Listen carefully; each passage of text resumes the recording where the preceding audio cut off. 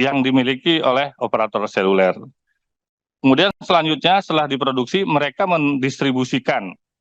Operator seluler mendistribusikan SIM card melalui 2 jalur, yakni tradisional channel atau yang biasa disebut dengan dealer, dan modern channel yaitu platform e-commerce seperti Tokopedia, Shopee, Blibli, dan lain-lainnya.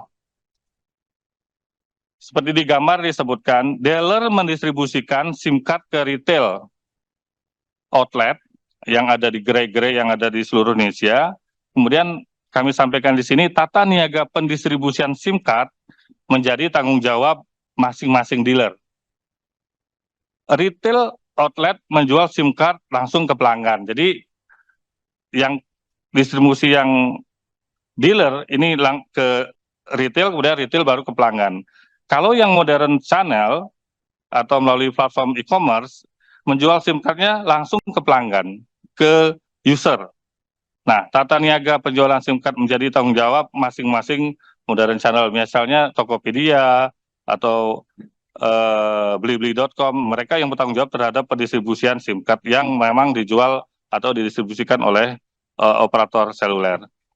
Itu yang kami sampaikan mengenai produksi dan distribusi. Kemudian selanjutnya, ada yang namanya kewajiban registrasi. Registrasi, calon pelanggan wajib melakukan registrasi kartu perdana dengan menggunakan identitas yang sah sebelum aktif digunakan. Operator seluler wajib melakukan validasi identitas calon pelanggan ke database Ditjen Dukcapil. Nah, ini pernah sepertinya dulu waktu kami 2018 juga pernah dibahas ini pada saat banyaknya kejadian-kejadian oleh pelanggan. Kemudian jika hasil validasi identitas tidak valid, maka operator seluler dilarang mengaktifkan nomor pelanggannya. Namun jika hasil validasi valid, maka operator wajib mengaktifkan nomor pelanggannya. Nah, itulah mekanisme registrasi. Kemudian registrasi pelanggan yang diatur dalam Permen Kominfo nomor 5 tahun 2021 terdiri dari 2 mekanisme, yaitu registrasi menggunakan NIK dan nomor KK atau diistilahkan NIK-NOK gitu, dan registrasi menggunakan NIK dan data kependudukan biometrik. Nah, saat ini registrasi pelanggan masih menggunakan NIK dan nomor KK. Sementara untuk registrasi yang menggunakan NIK dan data kependudukan biometrik dalam proses pembahasan implementasinya dengan penyelenggara seluler. Kemudian Bapak Ibu ingin kami menyampaikan sanksi administrasi atau sanksi administratif bagi operator seluler yang tidak menerapkan Know Your Customer atau QYC dalam registrasi kartu seluler sebagaimana diatur dalam pasal 153 Permen Kominfo nomor 5 tahun 2021 adalah teguran tertulis. Biasanya ini disampaikan surat teguran pertama, kedua, dan ketiga masing-masing berlaku 14 hari kerja. Kemudian apabila tidak menindaklanjutinya, dilakukan penghentian sementara kegiatan berusaha, kemudian yang terakhir juga melakukan pencabutan perizinan berusaha. Jadi registrasi itu dilakukan berdasarkan Permen nomor 5 tahun 2021. Kemudian kami menyampaikan registrasi pelanggan menggunakan NIK dan NOR KK. Tahapan registrasi pelanggan bagi WNI yang berlaku saat ini menggunakan NIK dan NOR KK dengan mekanisme sebagai berikut. Registrasi kartu perdana nomor MSISDN secara mandiri melalui SMS 444 atau web penyelenggara seluler dengan mengirimkan NIK dan NOKK yang ada yang dimiliki oleh pelanggan. Kemudian NIK dan NOR KK diteruskan ke Dukcapil untuk dilakukan validasi terhadap database kependudukan Ditjen Dukcapil. Kemudian hasil validasi berupa data balikan valid atau tidak valid. Jika valid, maka penyelenggara seluler wajib mengaktifkan kartu perdana nomor MSISDN calon pelanggan. Nah, apabila tidak valid, maka registrasi dinyatakan gagal dan kartu perdana nomor MSISDN tidak diaktifkan oleh penyelenggara seluler. Kemudian tahapan registrasi pelanggan registrasi untuk warga negara asing yaitu operator seluler melakukan pencatatan data calon calon pelanggan paling sedikit pertama namanya, nomor identitas dari paspor atau KITAS dan kitab, kemudian kewarganegaraan, tempat dan tanggal lahir, registrasi bagi warga negara asing yang berstatus pengungsi dilakukan dengan menggunakan identitas pejabat United Nations High Commissioner for Refugees atau UNHCR. Kemudian pelanggan, kita sebagai pelanggan seluler, terhadap dua jenis pelanggan, yaitu pelanggan pasca bayar dan prabayar. Pelanggan pasca bayar adalah pelanggan yang sistem pembayaran layannya di akhir periode pemakaian, melalui penagihan atas pemakaian pada periode tersebut.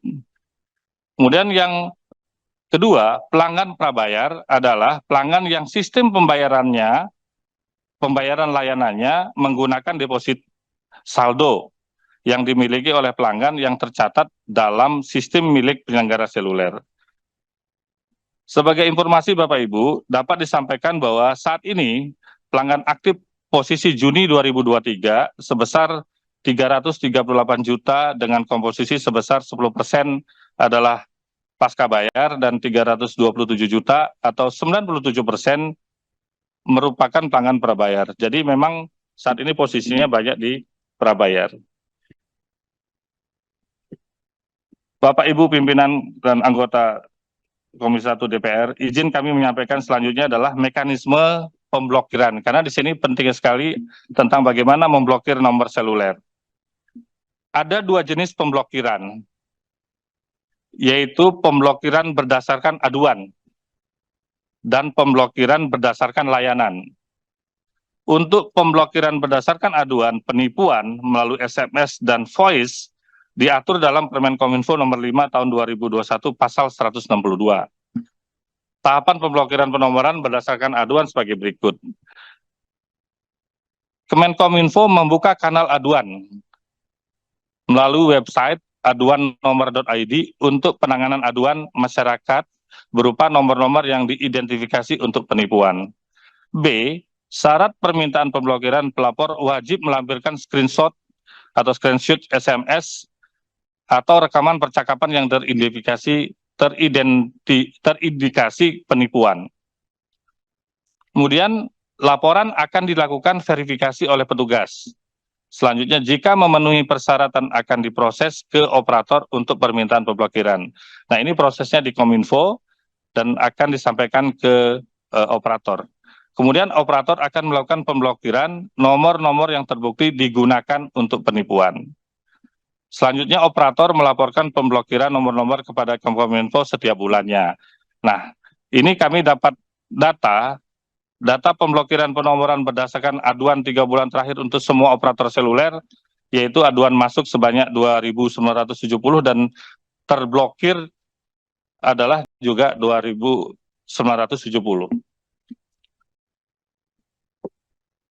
Demikian untuk mekanisme pemblokiran Bapak Ibu. Selanjutnya sekarang bagaimana mekanisme reaktivasi nomor aduan. Reaktivasi terhadap nomor-nomor yang diblokir operator karena diindikasi penipuan melalui SMS dan voice dapat dilakukan reaktivasi setelah melalui beberapa tahap. Adapun tahapannya sebagai berikut.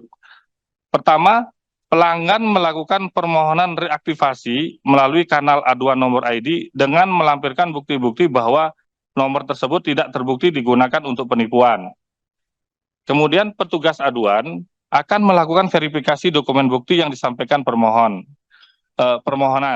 Selanjutnya, jika terbukti nomornya tidak digunakan untuk penipuan, maka akan diproses permintaan buka blokir kepada operator. Sampai dengan saat ini belum ada permintaan untuk reaktivasi nomor yang telah diblokir karena penipuan. Kemudian mekanisme pemblokiran atau aktivasi nomor seluler. Aktivasi paket layanan. Jadi berdasarkan aktivasi paket layanan atas kartu perdana yang baru. Operator melakukan aktivasi layanan setelah calon pelanggan melakukan registrasi dan dinyatakan valid.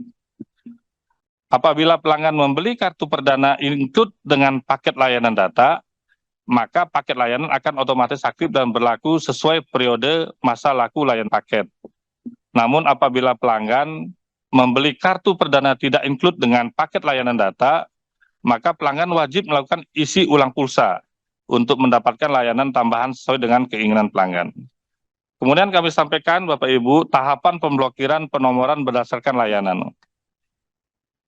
Pertama, terhadap nomor-nomor yang telah diblokir akan masuk ke karantina. Maksimal 60 hari yang selanjutnya akan dilakukan recycle. Setelah nomor tersebut di-recycle, maka nomor tersebut bisa digunakan oleh calon pelanggan lain. Oleh sebab aturan ini, maka saat ini dengan banyaknya kartu-kartu recycle, nomor-nomor recycle, operator seluler merasa bahwa sekarang sudah mulai ada ketaatan pelanggan bahwa tidak mau lagi Bapak Ibu menggunakan nomor-nomor yang yang sudah recycle. Kenapa? Banyak yang merasa setelah dia gunakan nomor baru ditagih sama tagihan gitu Bu. Jadi ojol mungkin dia tagihan utang atau apa. Maka sekarang kami dapat dari pinjol dan lain sebagainya. Maka sekarang kami mendapatkan laporan dari teman-teman operator seluler, nomor yang recycle sudah tidak laku, maka dia tetap mempertahankan nomor-nomor yang ada. Kemudian mohon izin Bapak Ibu, mekanisme recycle nomor kami sampaikan ya. Recycle diatur melalui Permen Kominfo nomor 14 tahun 2018 tentang FTP, di mana terhadap pelanggan yang karena satu dan lain sebab tidak dipergunakan lagi oleh pelanggan pemiliknya, harus dimanfaatkan untuk calon pelanggan lain yang membutuhkan.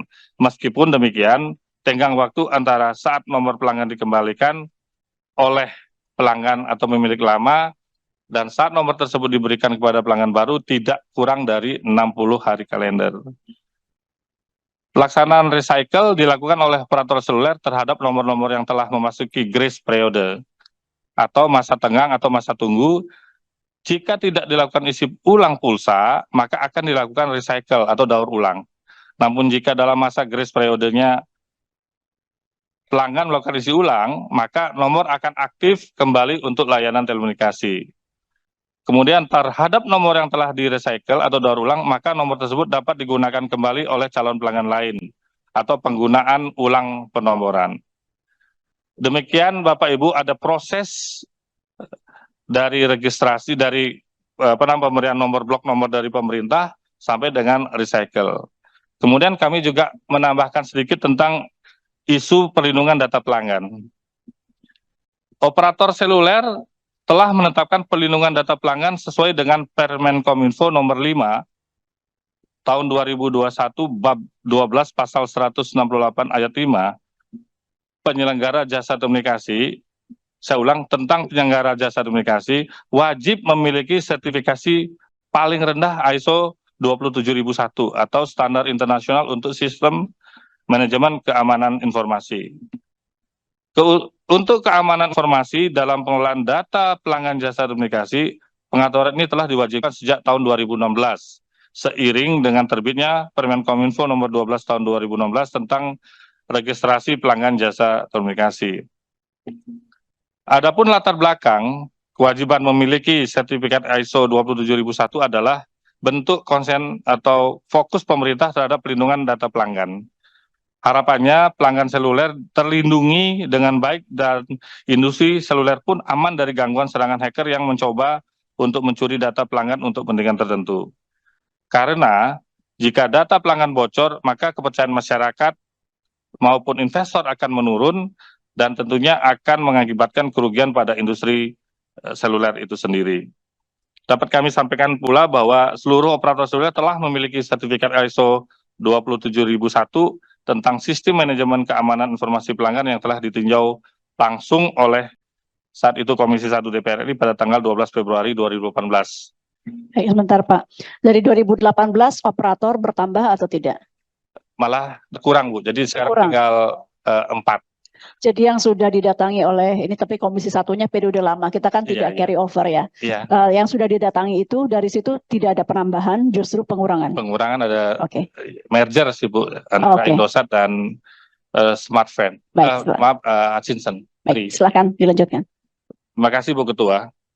Kemudian kami sampaikan peran kami di dalam pengawasan dan pengendalian terhadap registrasi kartu prabayar. Pengawasan dan pengendalian registrasi kartu seluler dilakukan sebagai berikut. Pertama, dilakukan uji petik lapangan secara berkala terhadap implementasi kebijakan registrasi di lapangan. Yang kedua, pemberian sanksi administratif berupa surat teguran terhadap pelanggaran yang dilakukan oleh penyelenggara seluler. Ketiga, proses pembuatan aplikasi monitoring yang terhubung dengan seluruh penyelenggara seluler. Jadi kami memiliki aplikasinya untuk monitoring terhadap penggunaan kartu prabayar yang terhubung dengan seluruh penyelenggara seluler. Kemudian penyelenggara seluler menyampaikan laporan berkala kepada Kemkominfo. Kemudian selain melakukan pengawasan, sebagaimana disebutkan di atas Dijen PPI juga melakukan pemblokiran nomor seluler yang diindikasikan dan dilaporkan oleh masyarakat untuk tindakan penipuan melalui SMS dan voice. Maksimal dalam waktu 1x24 jam nomor MSISDN harus dilakukan pemblokiran oleh operator setelah disampaikan oleh kami dari Dijen PPI. Dapat kami sampaikan juga laporan aduan yang masuk terkait aduan penyalahgunaan voice dan SMS untuk penipuan melalui website aduannomor.id 3 bulan terakhir yang telah dilakukan pemblokiran dengan data yang sudah kami sampaikan tadi 2.970 pelanggan atau aduan.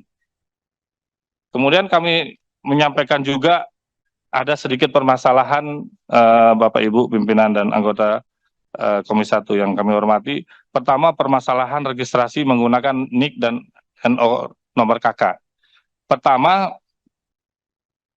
penyelenggara seluler tidak dapat mengontrol SIM card yang diregistrasi menggunakan identitas milik orang lain tanpa hak.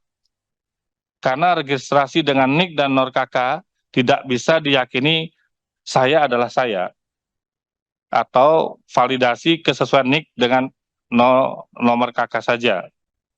Yang kedua, untuk menghindari penjualan SIM card dalam keadaan aktif, karena kan sesuai aturan seharusnya penyelenggara komunikasi atau seluler itu menjual kartu perdananya adalah tidak aktif.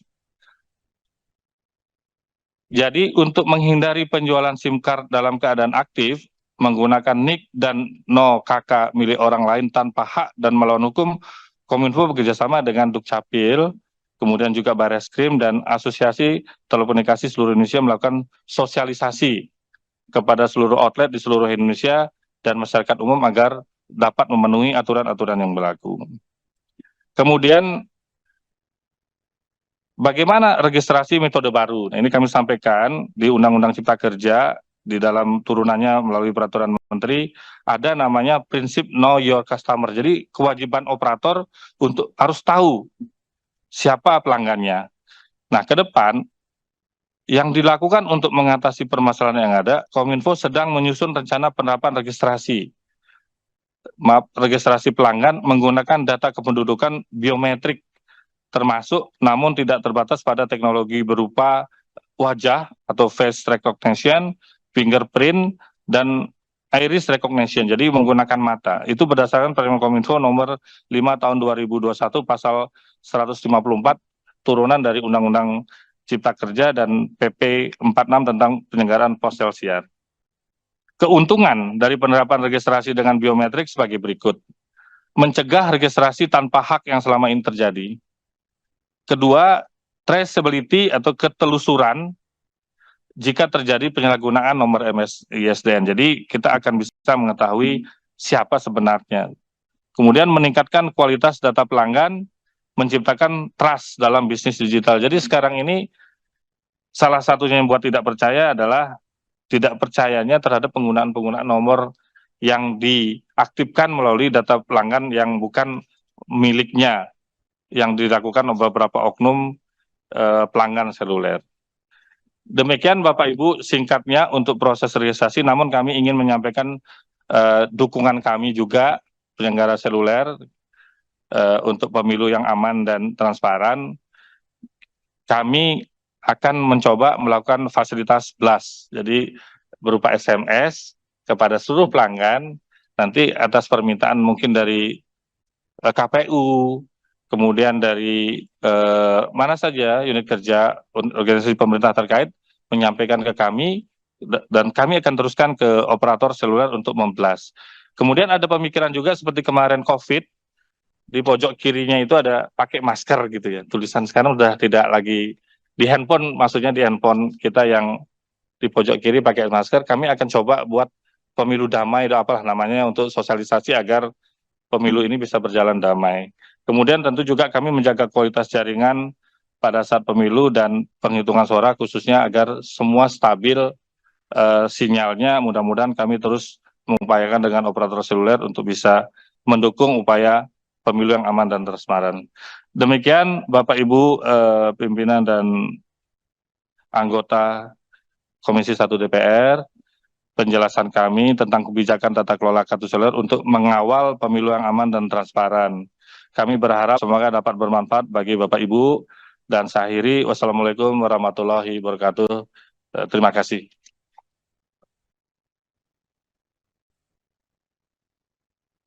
Baik, terima kasih Pak Dirjen. Ini ada 3 penanya yang mendaftar, jadi ini sebetulnya tidak perlu panjang. Yang penting kami tahu untuk menjadi dasar kami ketika nanti memanggil operator seluler.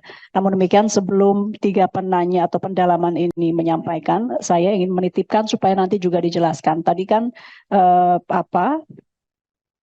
aduannya banyak Pak. Operator seluler mana yang paling banyak mendapatkan aduan? Compliance mereka seperti apa terhadap peraturan yang sudah dikeluarkan oleh Kemkominfo, khususnya Dirjen PPI. Lanjut kepada pendalaman yang pertama oleh Bapak Sturman Panjaitan. Silakan Pak Sturman. Terima kasih Ibu pimpinan yang luar biasa, pimpinan dan anggota Badan Komisi 1 yang saya hormati dan saya banggakan, Bapak Dirjen PPI. Selamat atas jabatan yang baru Pak dan seluruh jajaran. Semoga Bapak sukses. Masih banyak panjang cerita yang akan kita lakukan Pak ke depan. Saya terima kasih Pak atas paparan Bapak. Menurut saya ini cukup luar biasa dan singkat tapi padat. Kayak jalan di Jakarta Pak, kalau musim jam-jam sibuk padat Pak. Pertama saya ingin menanyakan Pak, tadi di sini ada kewajiban registrasi dan sanksi. Apakah ada peraturan setiap orang itu dapat berapa nomor yang bisa dipegang sama dia? Misalnya ini kan ada sekarang 4 operator atau 3 operator, sekarang jadi 4 ya Pak ya. Kalau 4 berarti nanti dari sini dapat berapa, dari operator lain dapat berapa, apakah ada jaminan nggak? Dan bisa diketahui tak itu? Karena ada tiap orang tuh ada 20-40 nomor dia pegang itu. Kemudian apa bisa diketahui jumlahnya oleh Dirjen PPI agar tidak disalahgunakan? Yang kedua, di sini ada masalah mekanisme pemblokiran. Pemblokiran nomor seluler, baik berdasarkan aduan, tapi berdasarkan aduan toh ini ya Pak Dirjen, yang tanpa diadukan nggak ada ya? SMS, WA, ya. Jadi harus ini berdasarkan aduan saja. Berdasarkan pantauan nggak ada, pengawasan nggak ada, belum ada pengawasannya. Jadi kalau diadukan, kadang-kadang manusia itu kan malas Pak ngadukan. Kita sering kali, saya dulu sering ditelepon sama tahu-tahu anak sakit lah. Itu kan saya malas ngadukan itu Pak. Saya jujur malas ngadukan. Dan kemana mengadukannya kita nggak tahu juga Pak. Apakah ke kantor polisi terdekat? Dan masyarakat juga nggak paham kemana mengadukannya. Ini perlu disosialisasikan Pak. Mau kemana mengadukan itu? Yang mudah dan seperti Bapak katakan, di pojok kanan kalau ada zaman COVID, gambar masker, di pojok kanan buat Pak tempat pengaduan anytime, anywhere untuk ke seluruh Indonesia. Jadi ada sedikit pun masalah langsung bisa. Kalau tidak, masyarakat itu sangat sulit Pak mau mencarinya. Saya sampai sekarang pun nggak tahu tempat pengaduan yang mana.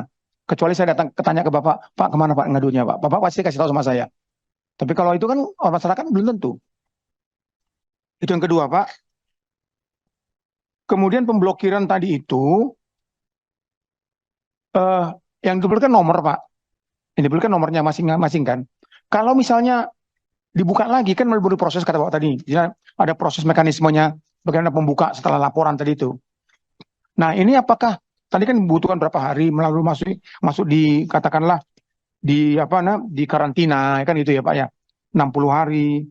Kemudian baru diterminasi dan seterusnya, dan seterusnya. Pertanyaannya adalah apakah itu Bapak tadi katakan tidak ada yang minta dibuka kan Pak? Selama ini kan nggak ada yang minta dibuka kan? Nggak ada. Artinya memang benar-benar diblokir. Kemudian nomornya itu dibuang kemana Pak? Bapak bilang tadi ada nomor yang di recycle ya Pak ya. Dari orang yang sudah apa kemudian nomor itu Pak dimusnahkan atau disimpan lagi untuk orang lain berikutnya. Kemudian berikutnya ini ada 49 Pak pertanyaan saya. Cukup lumayan ini. Saya ingin ini Pak ya tentang perlindungan data pelanggan dan penyelenggara seluler. Saya belum mendapat penjelasan bagaimana perlindungan yang Bapak berikan atau dari operator berikan untuk perlindungan data pribadi tersebut. Perlindungan data pelanggan, ulangi, data pelanggan tersebut. Bagaimana prosesnya? Bagaimana data itu apa? Walaupun Bapak mengatakan harus ada ISO 27001 sertifikat itu, kemudian bagaimana prosesnya itu, Pak? Supaya kita tahu, oh ternyata memang mampu. Kemudian juga pengawasan dan pengendalian. Bapak mengatakan ada pengawasan pengendalian. Saya ingin bertanya, Pak, bagaimana Bapak mengawasi dan mengendalikan judi online atau info-info yang tidak pas itu? Kenapa judi online sampai dengan detik ini masih ada?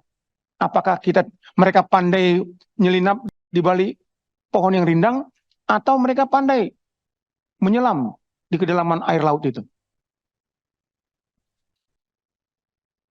Termasuk juga berita-berita hoax. Nah, ini saya lihat judi online tiap hari ada, Pak. Atau mereka timbul tenggelamnya secara baik gitu. Kemudian berikutnya, permasalahan registrasi menggunakan NIK dan nomor KK tadi Bapak katakan itu. Bapak tidak menginginkan lagi itu harus ada dengan cara lain. Kemudian cara mengatasi itu, karena banyak orang menggunakan nomor NIK, nomor KK orang lain. Yang sudah mati kah, yang sudah apakah. Dan Bapak mengatakan bekerja sama dengan Dukcapil, apa segala macam.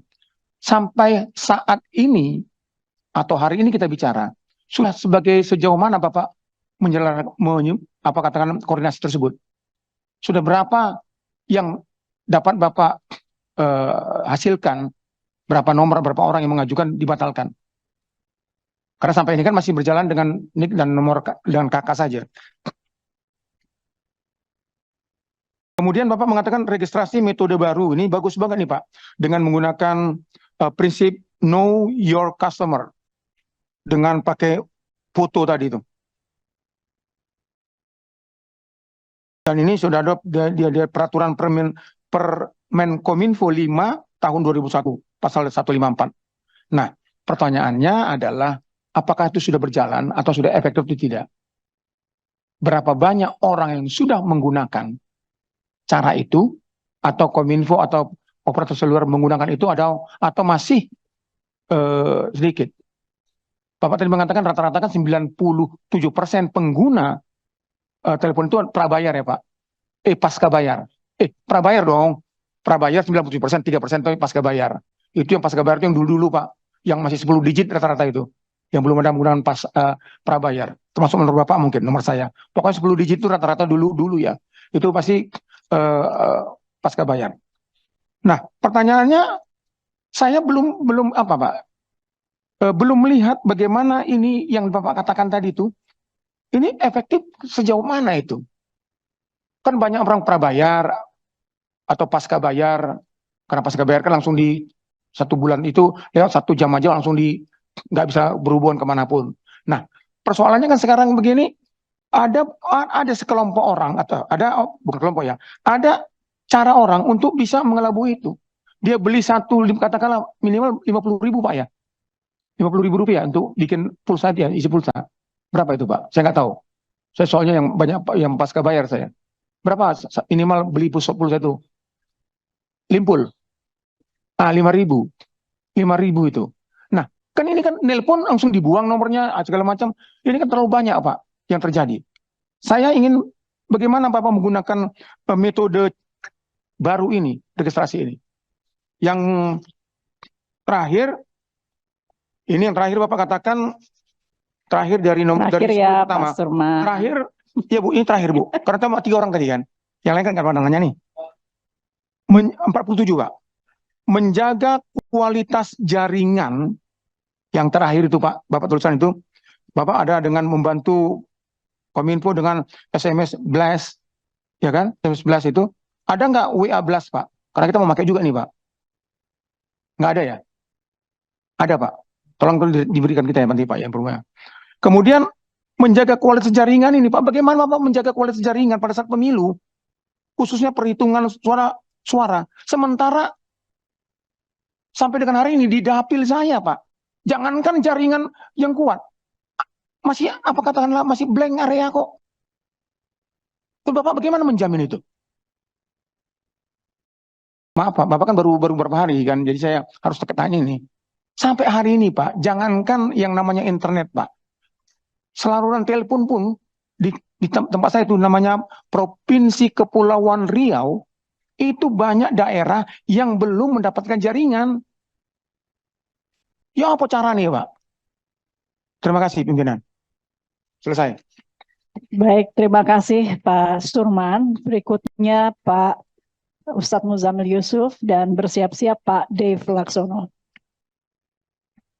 Baik, terima kasih Ibu Pimpinan, rekan-rekan yang kami hormati, dan Pak Wayantoni Suprianto, Dirjen Penyelenggara Pos dan Informatika, beserta seluruh jajaran yang kami hormati.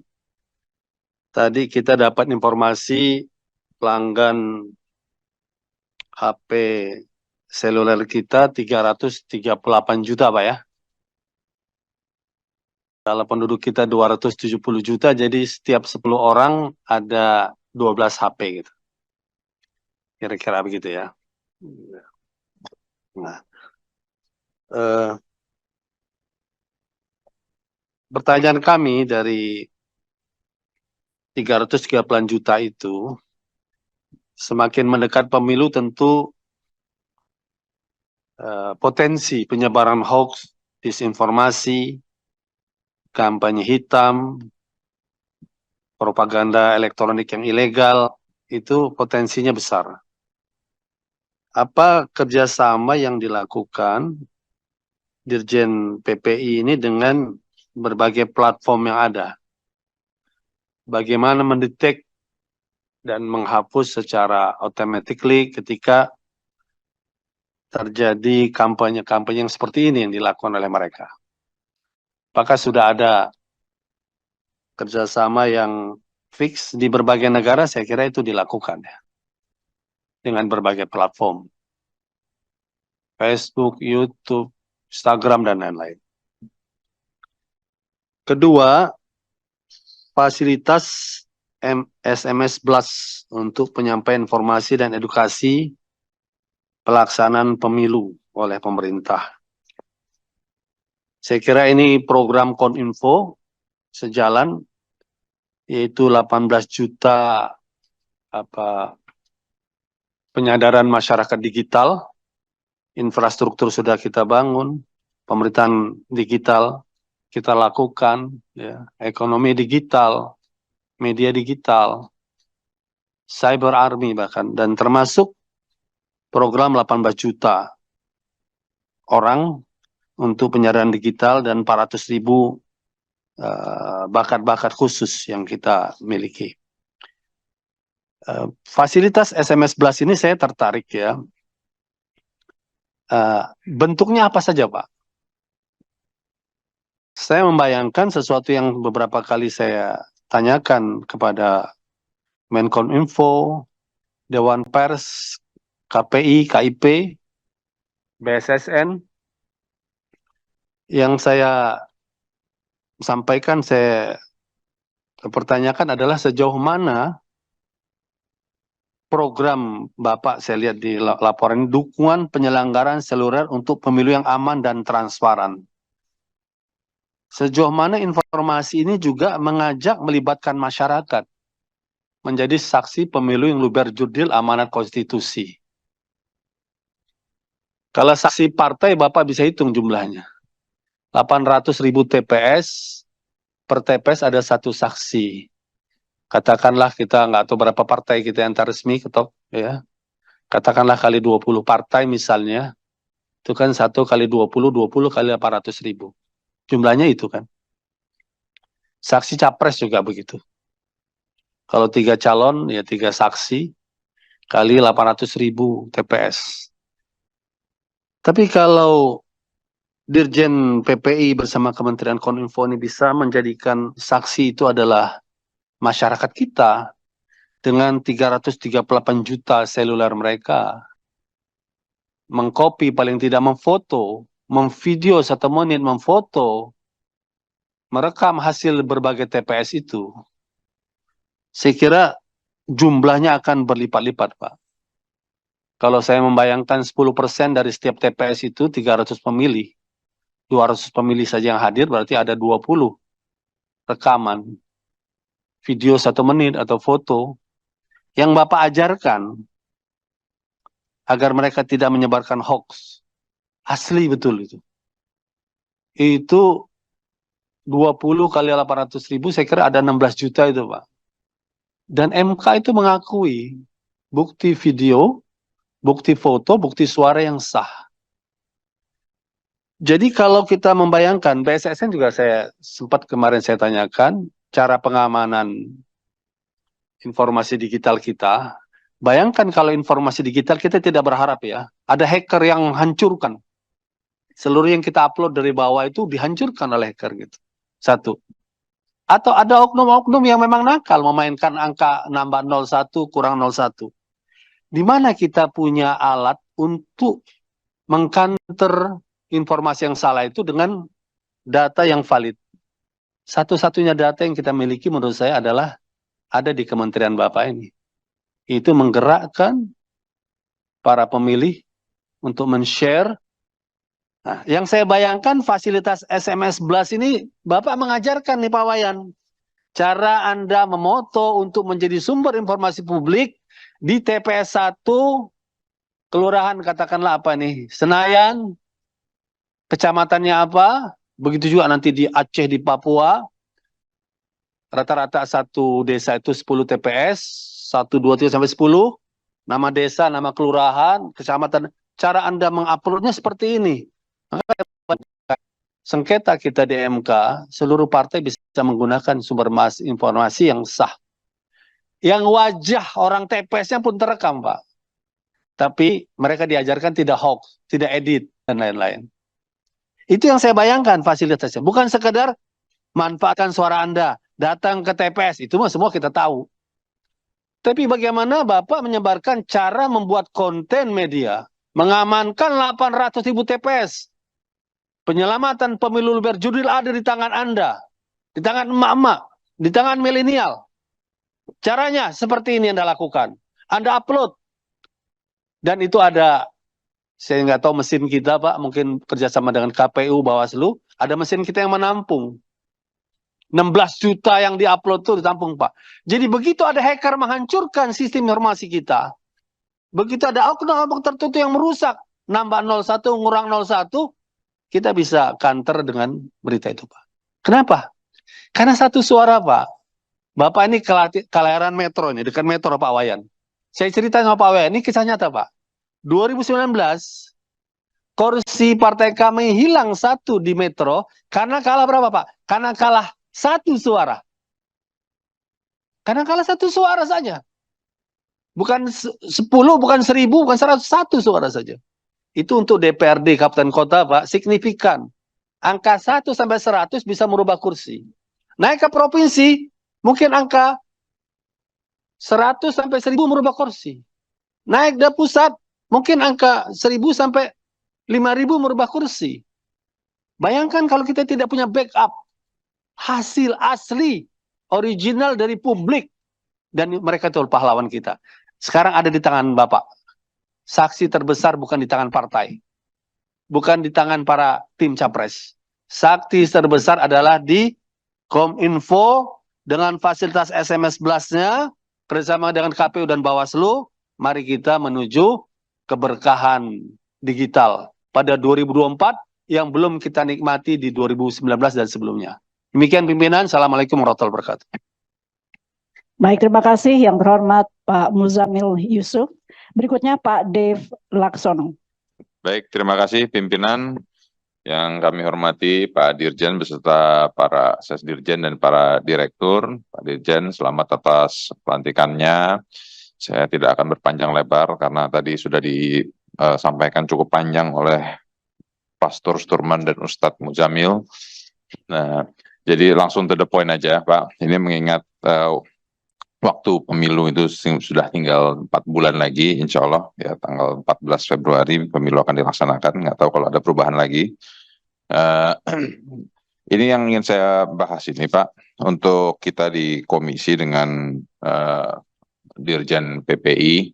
Ini kegiatan apa yang bisa kita bantu untuk kita mengawal, Pak? Nah, maksudnya mengawal ini bisa kita memberikan penyuluhan ataupun kita memberikan pendidikan kepada masyarakat di bawah untuk memastikan bahwa mereka ini benar memahami pergerakan informasi sehingga terus meningkatkan penyadaran dan juga pemahaman akan hoax-hoax. Tadi yang Bapak sampaikan kan berbagai macam hal yang terjadi di pemilu-pemilu sebelumnya. Pemilu 2019 mungkin yang tertinggi karena pertama jumlah penetrasi masyarakat terhadap media sosial juga semakin tinggi, jaringan juga semakin luas, sehingga penyebaran berita melalui hoax, kalau dulu kan hanya masih berbentuk SMS, sekarang sudah semakin canggih, digitalisasi sudah semakin berjalan, sehingga baik itu foto, berita, atau meme, itu banyak sekali yang beredar, dan itu bisa berdampak kepada kalahnya atau rusaknya citra seseorang sebagai calon, apalagi kalau kita masuk ke pilpres. Nah ini ya program-program apa yang PPI miliki yang bisa dikerjasamakan dengan kita, ataupun juga mungkin bisa kerjasama dengan perusahaan penyelenggara telekomunikasi itu sendiri, apakah itu Telkom, Excel segala macam. Karena kita juga melihat bahwa ada perusahaan-perusahaan telekomunikasi yang sahamnya dimiliki oleh asing yang diperjualbelikan di public exchange, direksinya bukan WNI. Nah, itu juga patut dipertanyakan seberapa bebas dari intervensi akan asingnya kah pergerakan informasi di Indonesia, karena mengingat perusahaan-perusahaan itu masih dikelola dan dikendalikan oleh pihak asing.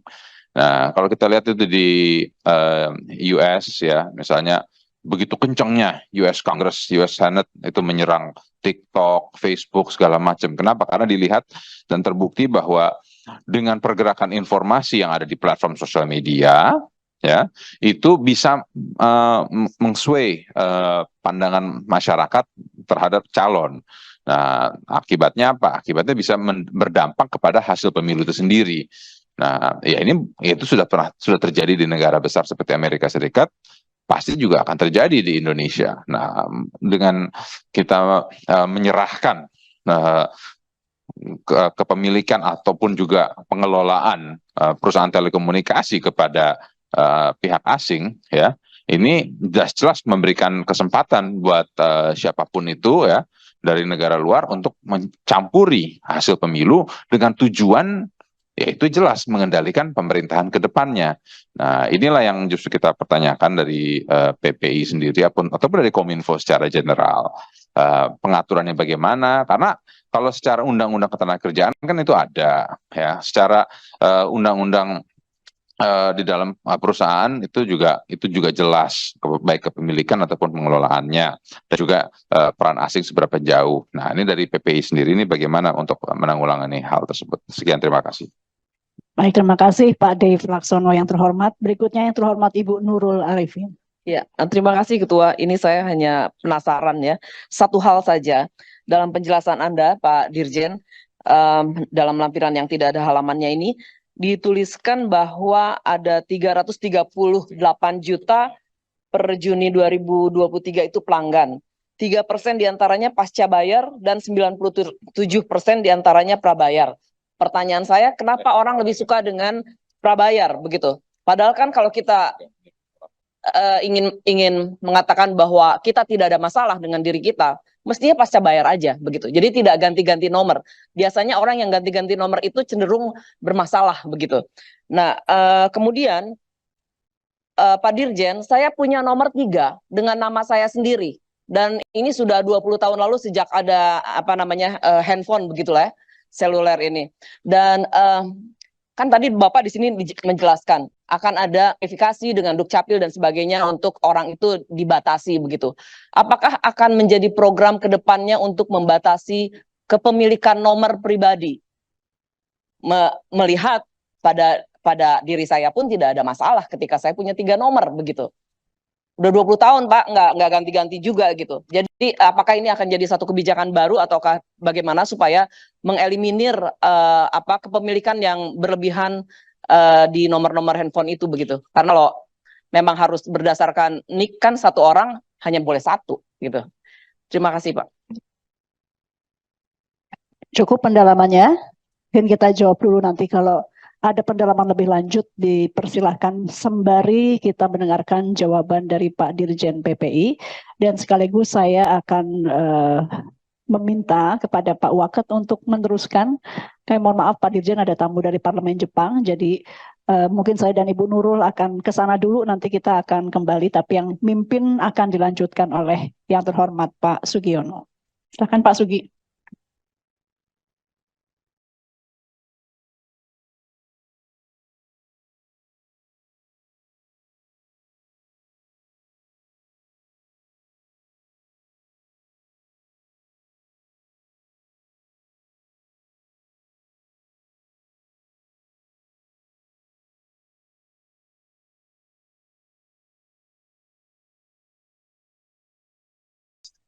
Silakan Pak.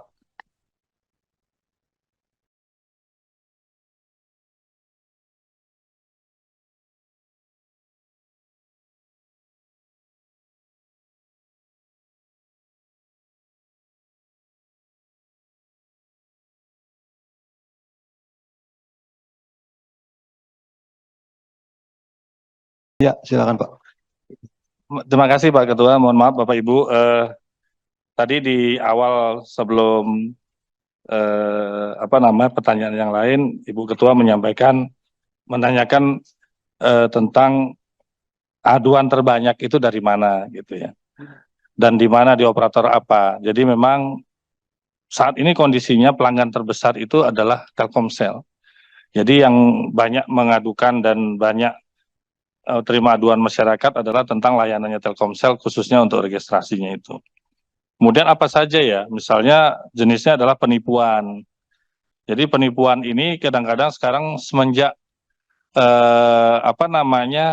nomor MSISDN lah Pak, nomor pelanggan yang 0811 misalnya ditranslasikan ke WhatsApp dan lain sebagainya ke platform digital, itu mereka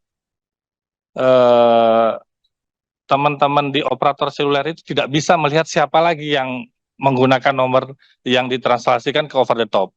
Oleh karenanya kadang-kadang nomor yang dipakai adalah nomornya penipu, tapi wajah kita dibawanya di dalam penipuan tersebut. Nah itu juga banyak kejadian-kejadian seperti itu. Oleh itu pengaduannya akhirnya nomornya yang diadukan oleh masyarakat, yang dimiliki oleh wajahnya oleh mereka, itulah yang diadukan kemudian untuk dilakukan pemblokiran. Paling besar memang penipuan. Kemudian izin Pak Sturman, ada pertanyaan Bapak banyak ya. Kewajiban registrasi, sanksi dari pemaparan kami memang tidak ada pembatasan Pak. Tidak ada pembatasan, sekaligus juga menjawab oleh tadi pertanyaan dari Ibu Nurul, kami belum ada kebijakan pembatasan terhadap pelanggan. Justru sekarang pelanggan itu diupayakan sebanyak-banyaknya Pak oleh operator seluler. Ya, satu orang itu yang sekarang boleh maksimal untuk bisa registrasi 3 satu penyelenggara. Jadi misalnya saya beli 3 nomor ya Pak. 3 nomor ini dengan 1 NIK itu boleh maksimal 3. Ya. Pak izin pimpinan. Jadi satu operator 3. Kemudian satu operator lagi 3 lagi gitu. 3 lagi, jadi 9 ya boleh. 9. Iya. Banyak nih Kak. Iya. Karena justru Pak ini sebenarnya bagian dari suatu proses yang panjang. Dulu dibebaskan Pak. Jadi kami ingin menyampaikan sedikit di tahun 2000 di tahun 2025 tahun 2005 bahwa registrasi kartu prabayar tanpa dilakukan validasi. Jadi tidak melalui NIK lagi, Pak. Tidak ada NIK NOR KK. Kemudian tidak ada lagi pembatasan kepemilikan nomor per NIK. Jadi memang tidak diatur. Kemudian di tahun 2016 kemudian ada pembatasan kepemilikan SIM card satu NIK maksimum 3 MSISDN atau satu operator per operator. Jadi kita itu per orang bisa 3 nomor untuk satu operator. Itu per tahun berapa Pak, izin? Iya Pak, Ibu. Per tahun kapan? Per tahun 2016, yaitu berdasarkan PM12 tahun 2016. Jadi satu Tentang- orang sekarang bisa 27 ya, pegang 27 nomor ya Pak. Kalau satu operator 3 kali 9 operator berarti kan Karena 27. empat operator, Oh, 4 operator. jadi hanya 12 Bu. Jadi masing-masing 3.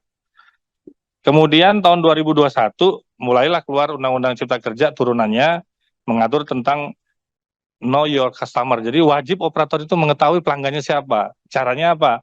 Sebenarnya Pak dengan face recognition, fingerprint, kemudian eyes, jadi mata, iris ya. Nah, ini belum bisa berjalan, kami sedang menyiapkan regulasinya. Nah, yang menjadi komplain nih Pak sekarang oleh operator seluler adalah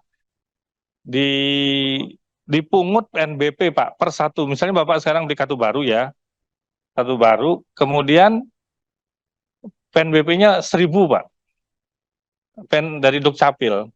Jadi ada beban lagi oleh operator seluler. Untuk satu NIK per hit itu 1.000.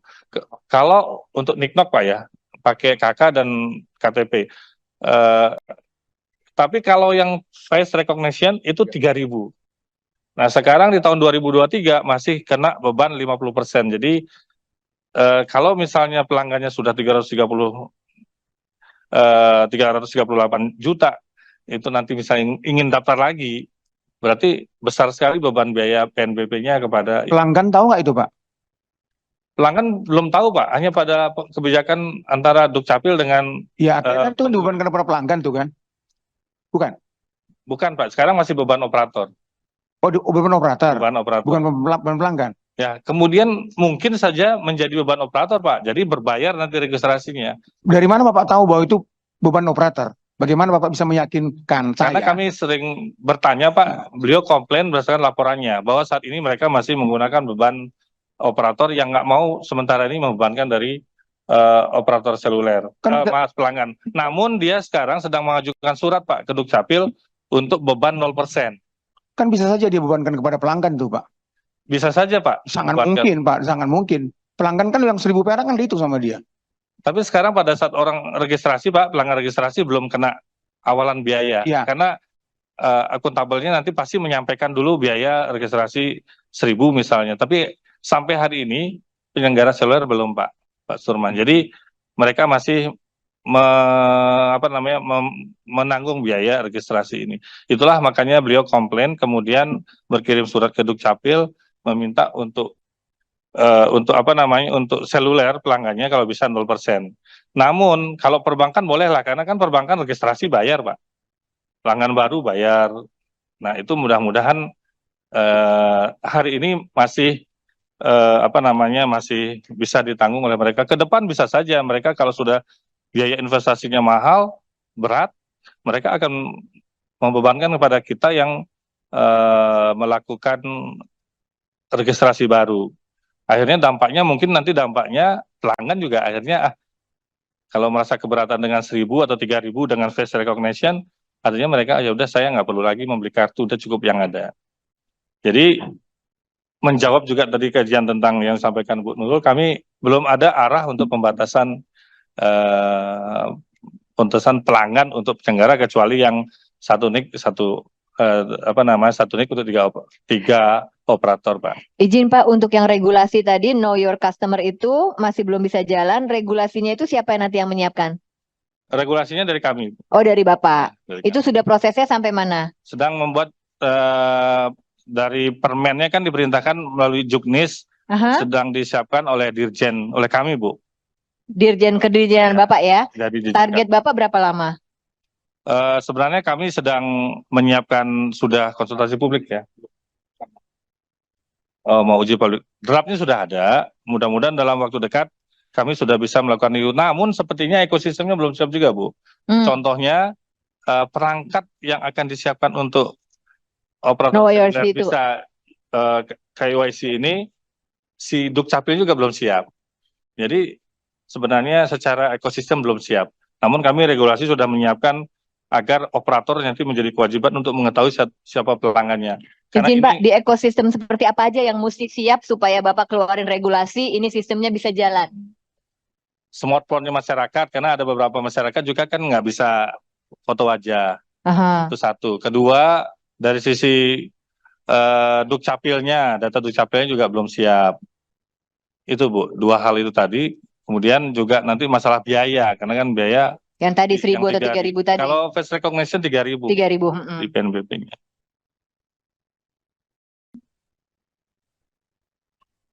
Kemudian izin menjawab tentang pemblokiran Pak Surman. Memang kami saat ini hati-hati sekali memblokir karena juga terikat dengan semacam peraturan perundang-undangan. Jadi pemblokiran atau penghentian terhadap kartu itu berdasarkan aduan. Dan aduan pun harus dibuktikan sebagaimana kami sampaikan di dalam paparan tadi. Jadi semua harus aduan dan benar-benar diverifikasi bahwa aduan ini benar dengan dibuktikan dengan kalimat kata-katanya bahwa dia adalah menipu dan lain sebagainya atau menggunakan screenshot SMS dan apapun. Nah, itu baru kita blokir.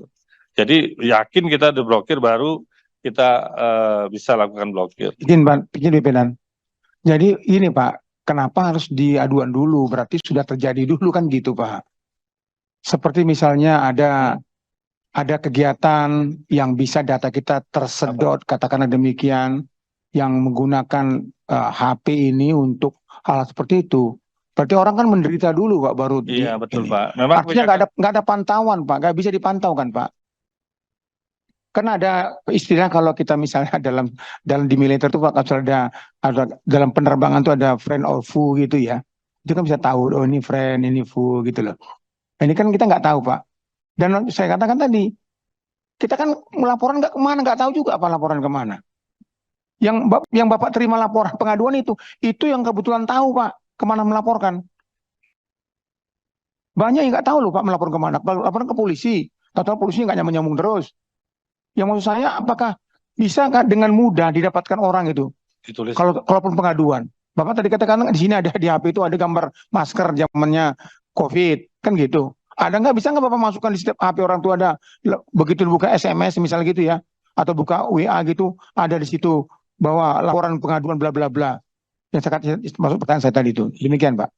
Baik Pak, jadi memang sampai hari ini kami untuk lakukan preventif terhadap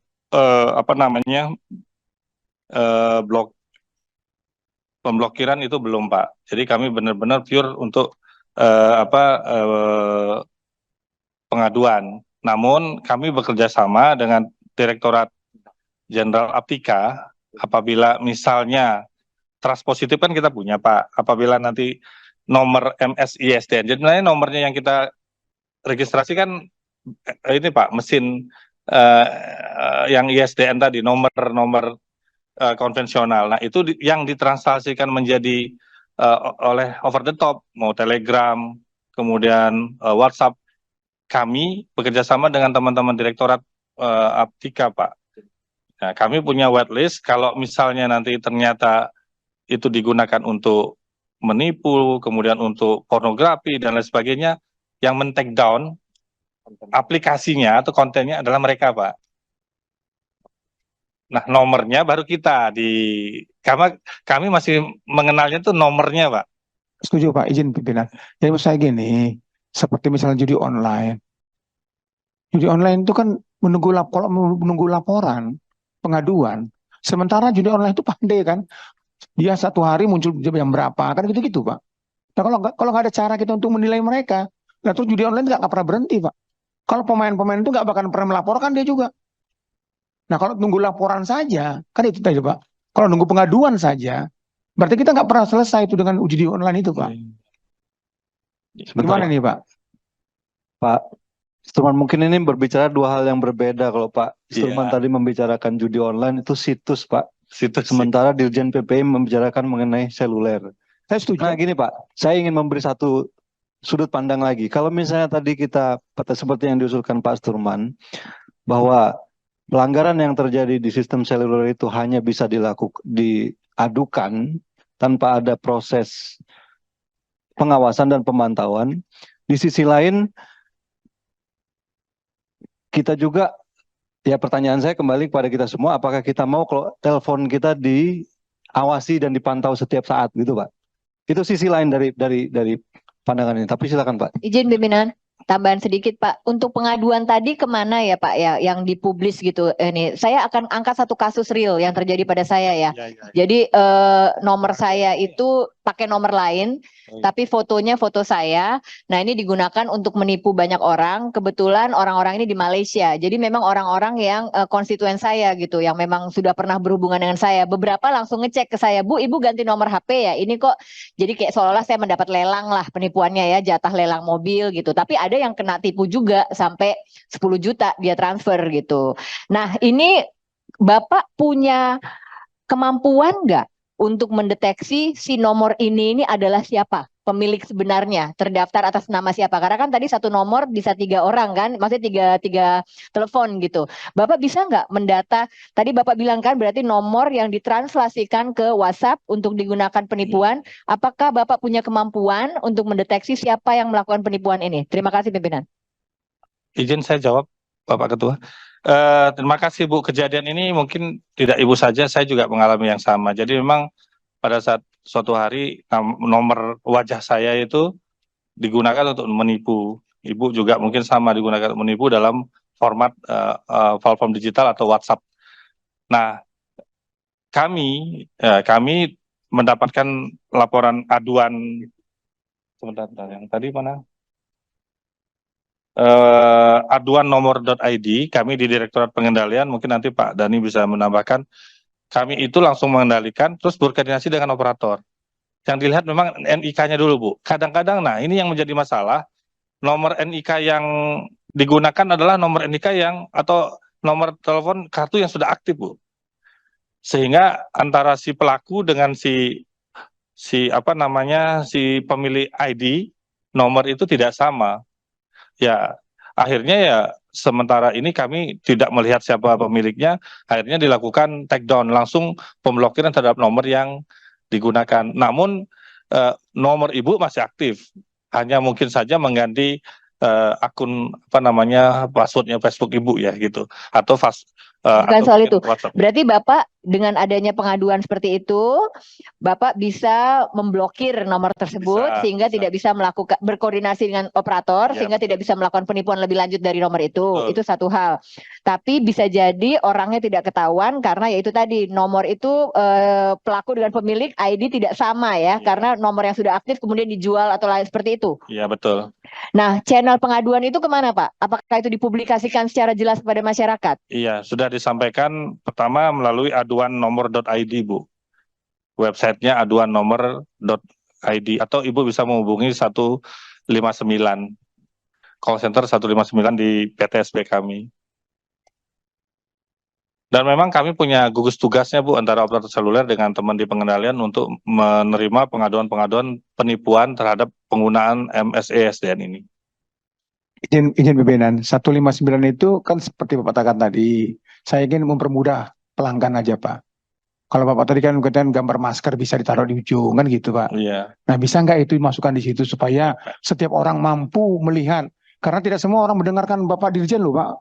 Nggak semua orang bisa kenal Bapak Dirjen itu, dan nggak semua orang tahu informasi ini. Betul itu Pak. Bisa nggak kita lakukan? Demikian Pak, makasih.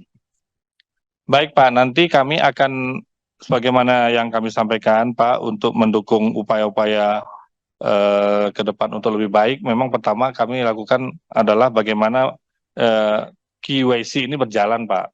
Kalau ini sudah berjalan, mudah-mudahan aman semua, karena wajah orang kelihatan langsung si pemilik kartunya. Kemudian untuk pengaduan, saya setuju dengan disampaikan Pak Dev tadi, mungkin mudah-mudahan nanti ada semacam sosialisasi Pak, mungkin nanti kami koordinasi, kami lakukan sosialisasi bagaimana bertelekomunikasi yang baik. Di situ kami akan lakukan upaya-upaya supaya masyarakat tahu bahwa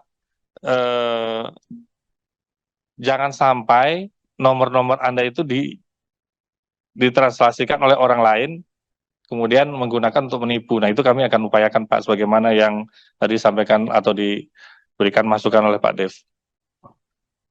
Ya, untuk pengaduan 159, memang saat ini kami itu nomor pengaduan yang semua, Pak, ada di situ, baik pelayanan perizinan di situ, kemudian juga terhadap blocking juga di situ, kemudian juga pertanyaan-pertanyaan menyangkut apapun di situ. Nah, kami akan coba, kami sosialisasikan juga, kami coba akan digunakan juga MES, SMS Blast atau SMS MES yang untuk sosialisasi ke masyarakat, Pak. Izin pimpinan, kayaknya bagus ya. Sebetulnya kayak saya aja kan nggak tahu Pak, saya mesti ngadu kemana gitu. Saya posisinya anggota DPR nih di sini, tapi saya nggak tahu gitu. Saya ngelapornya ke Polres Jaksel. Bu Kristina dan Pak Asturman sama-sama nggak tahu tadi. Iya.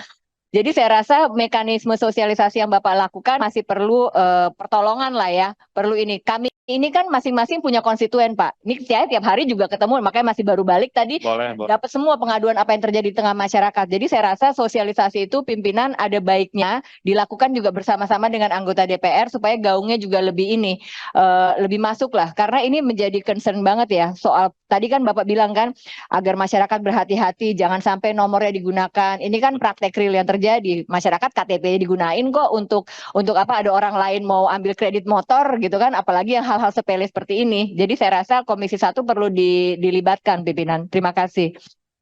Kami catat Bu Kristina. Baik, kami lanjutkan menjaga quality of service, Pak. Bapak tadi menyampaikan ada blank spot, itu mungkin nanti diskusinya lain, Pak, karena beda pemenuhan. Tapi gini, Pak, izin apabila Bapak berkenan, yang kami lakukan selama ini kan pembangunan infrastruktur telekomunikasi itu ada dua penanggung jawab, Pak. Yang komersial adalah operator, itu di bawah kami. Kemudian 3T adalah bakti. Nah, apabila wilayah Bapak ada blank spot, mungkin hubungkan kami dengan bupatinya atau gubernurnya, daerah-daerah mana yang menurut beliau blank spot, dengan mungkin data dukungnya, Pak, data dukungnya blank spot. Karena kadang-kadang ada persepsi, Pak, ada persepsi bahwa ini blank spot gitu. Pas dievaluasi ternyata enggak banyak. Nah, maksud kami supaya data valid, gubernurnya atau dinas kominfonya berkirim surat ke kami, nanti kami akan rapat bersama operator seluler yang ada, lakukan survei, Pak. Survei ini menentukan apakah nambah BTS atau memperkuat optimalisasi jaringannya. Ya izin Pak, izin. Pimpinan izin. Jadi kemarin juga zamannya Pak siapa namanya Pak Bakti itu, Pak Bakti. Beliau kita udah ada internet gratis, Pak. Konon kabarnya. Kalau konon kabarnya berarti nggak muncul-muncul. Jadi kenapa saya tertarik dengan kalimat Bapak ini? Menjaga kualitas jaringan. Itu kan mantap kali nih, Pak. Cerita ini kan judulnya kan mantap ini. Apa-apa lagi di double bold lagi nih kan tulisannya ini kan. Bukan cuma tulisan biasa aja. Jadi saya langsung semangat. Pada saat pemilu, Pak. Oke. Pemilu ini kan cuma sekali 5 tahun. Nah, kalau itu saya bukan mengatakan yang blank spot, Pak. Itu ada proses lagi kan. Tapi yang redup-redup itu, Pak.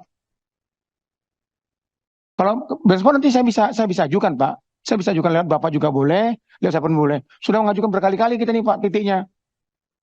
Lewat kami juga bisa, Pak. Karena kami kan Kepri itu kan lebih baik ke saya, Pak. Karena saya bisa langsung ke Kominfo. Saya kumpulkan data dari Bupati aja, Pak, langsung. Atau dari kecamatan.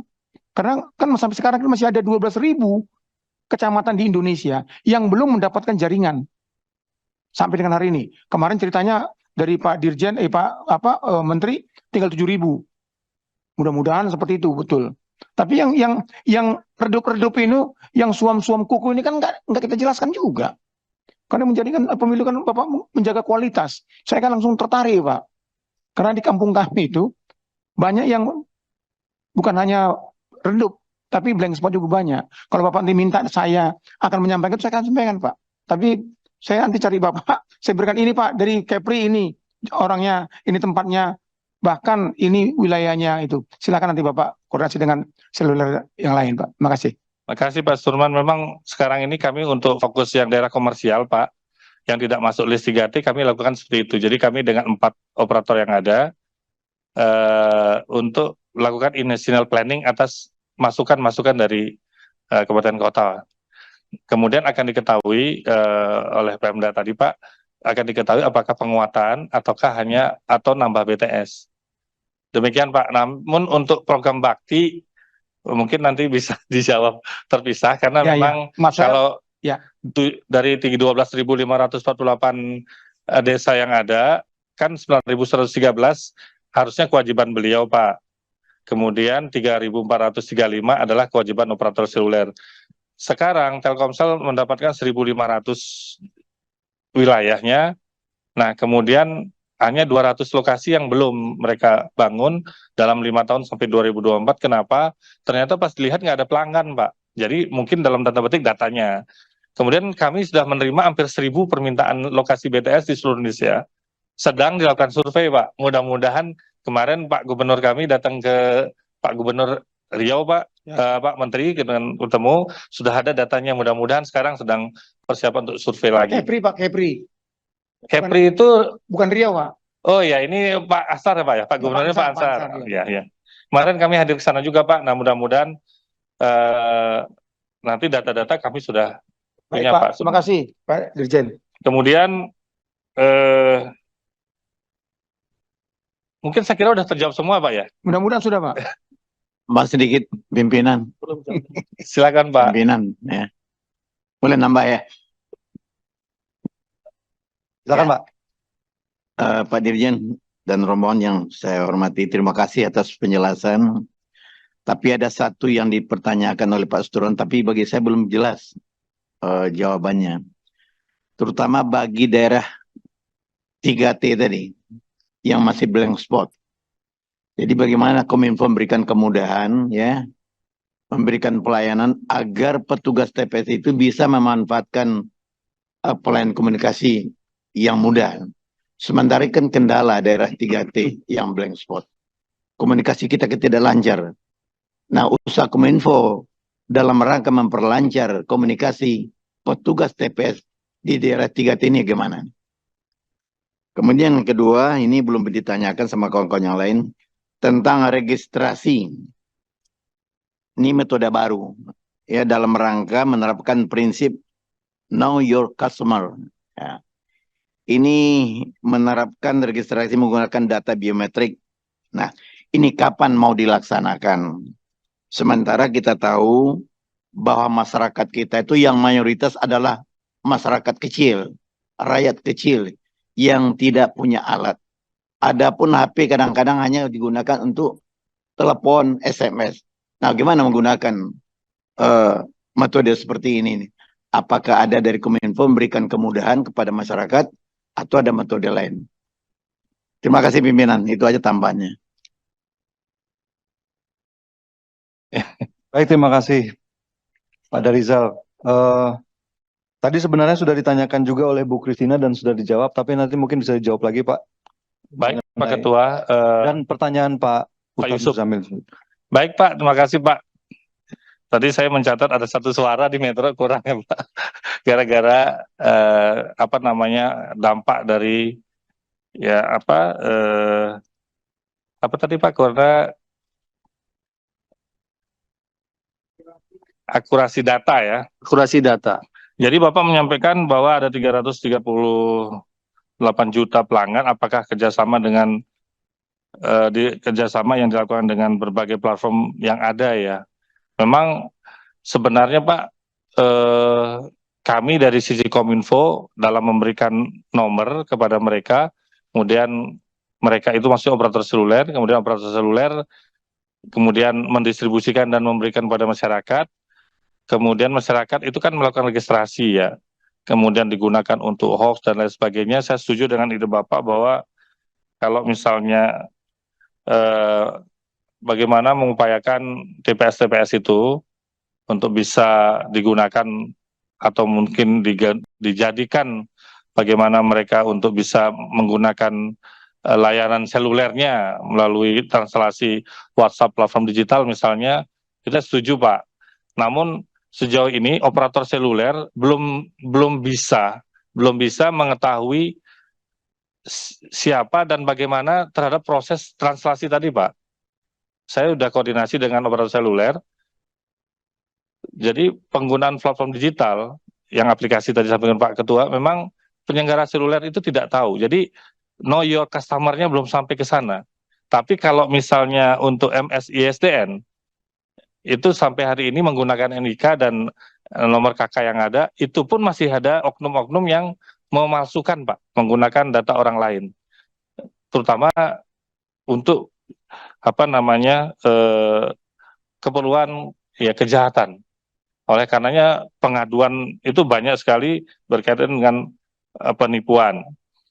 Kemudian untuk SMS blast, Bapak tadi menyampaikan SMS blast ya. Jadi yang kami sampaikan di dalam dukungan kami SMS blast itu adalah yang seperti saya sampaikan tadi, misalnya ada dari KPU. KPU itu berkirim surat ke Kominfo, kontennya dari KPU, Pak. Konten isi pesannya. Karena kami tidak memiliki kewenangannya lah ya.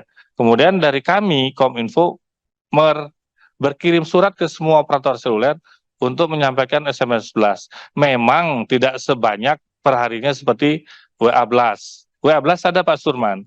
Ada. Nah inilah yang menjadi sekarang permasalahan sebenarnya di kami. SMS blast itu sudah menggerus layanannya SMS blastnya operator seluler, Pak. Nah ini juga kami sedang berkoordinasi dengan Meta, grupnya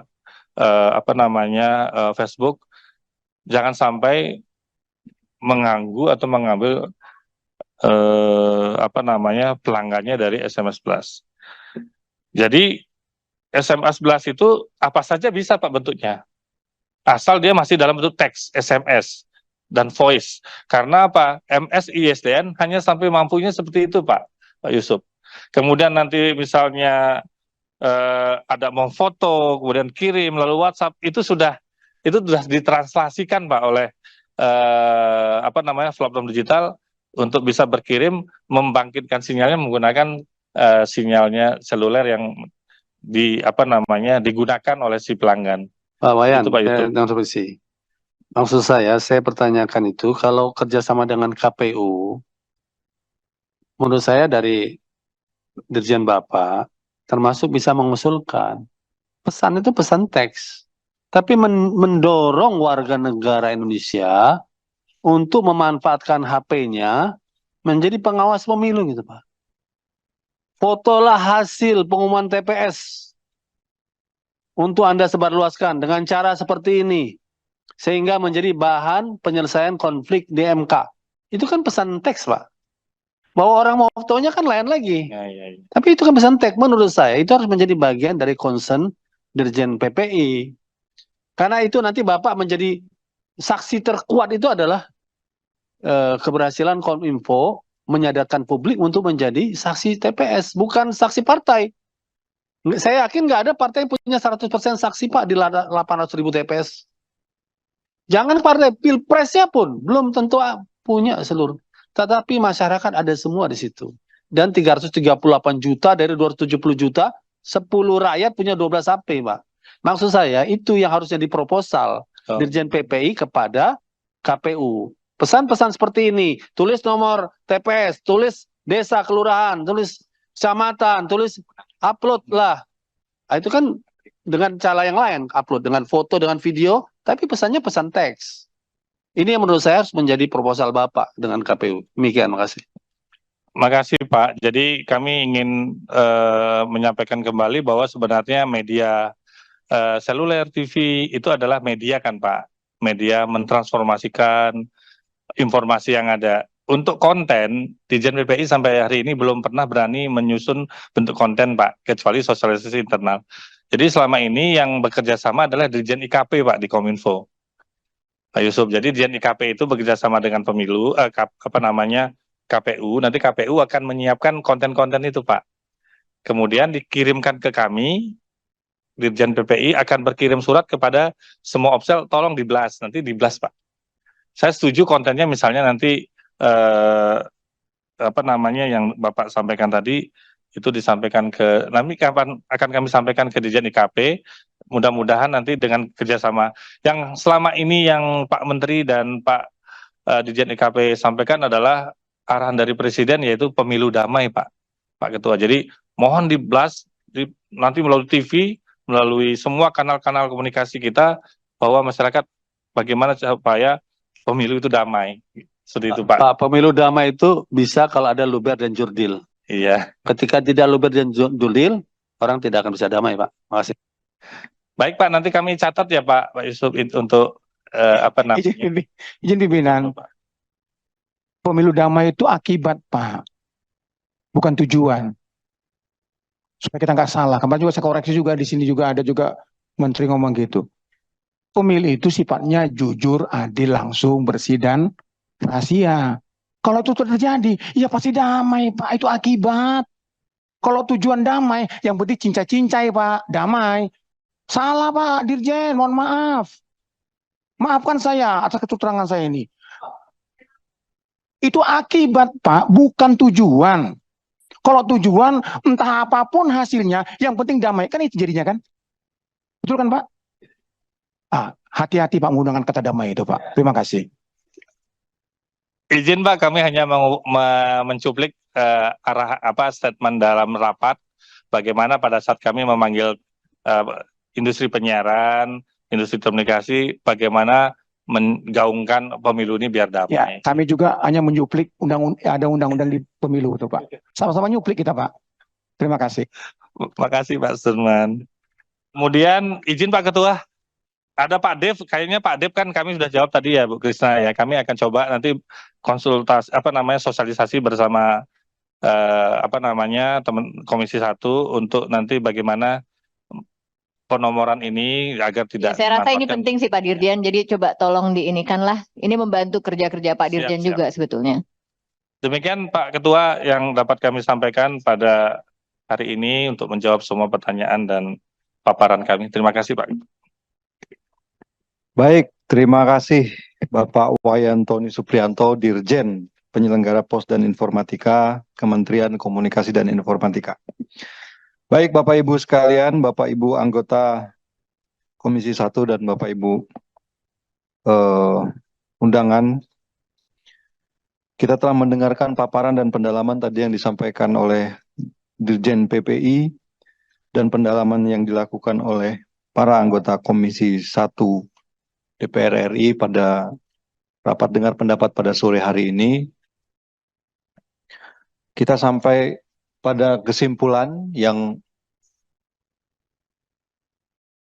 saya minta ditayangkan dari hasil rapat dengar pendapat kita pada sore hari ini yang dicatat oleh Komisi 1 untuk kita sepakati bersama bahwa yang pertama, Komisi 1 DPR RI telah mendengarkan paparan yang disampaikan oleh Dirjen Penyelenggara Pos dan Informatika atau PPI Kemkominfo.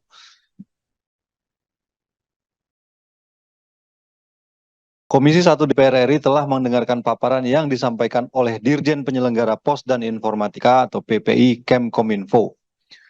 Sehubungan dengan hal tersebut, Komisi 1 DPR RI mendorong Dirjen PPI Kemkominfo untuk melakukan optimalisasi pengawasan dan pengendalian terhadap registrasi kartu seluler guna mengantisipasi penggunaan kartu seluler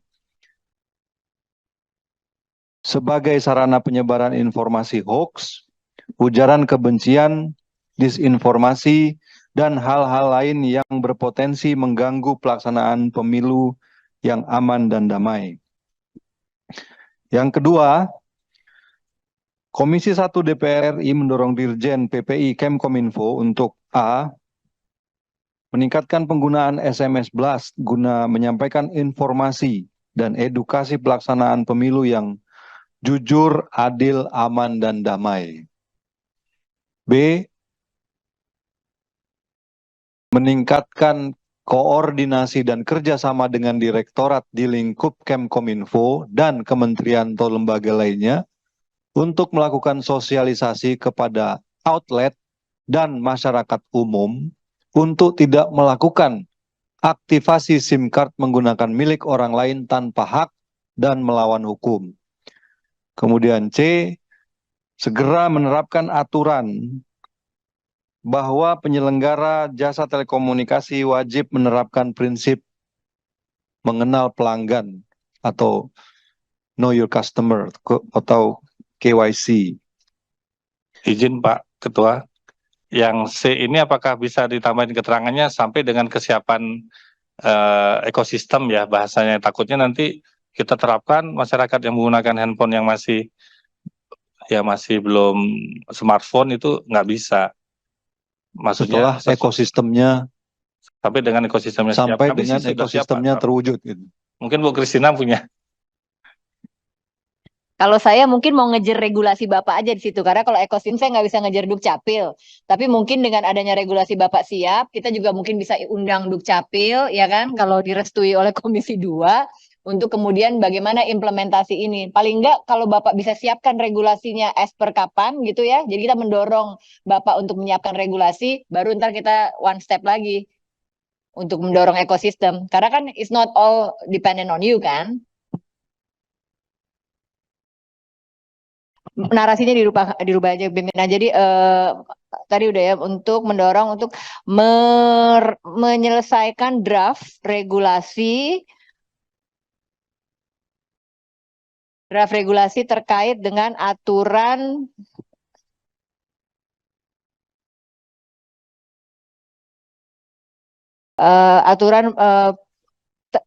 teknis prinsip mengenal pelanggan.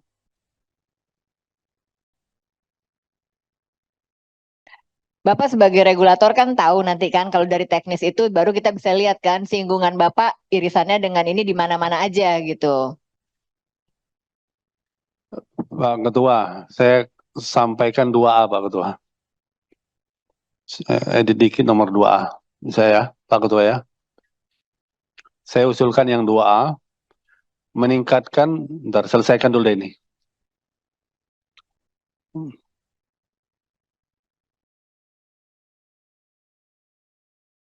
Udah ya. Yang 2A saya usulkan, meningkatkan penggunaan SMS Blast guna melibatkan seluruh komponen bangsa untuk ikut mensukseskan terlaksananya pemilu luber jurdil, itu bahasa konstitusi, luber jurdil, aman dan damai. Ini maksudnya mau masyarakat biar moto gitu. Izin Pak Muzamil. Meningkatkan penggunaan SMS guna melibatkan. Dengan SMS Blast itu, kita bisa melibatkan seluruh komponen bangsa. Jadi nggak informatif begitu saja. Jadi misi Bapak itu kita melibatkan seluruh komponen bangsa untuk ikut melaksanakan terlaksananya pemilu yang luber, jurdil, damai. Bapak sampaikan kan pesannya teks saja kan. Tapi teks itu bisa mengundang orang untuk memoto mau apa, itu dampak dari pesan teks yang integral tadi.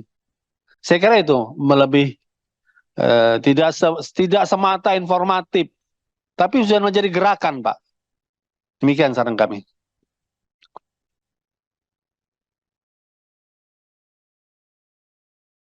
Ya.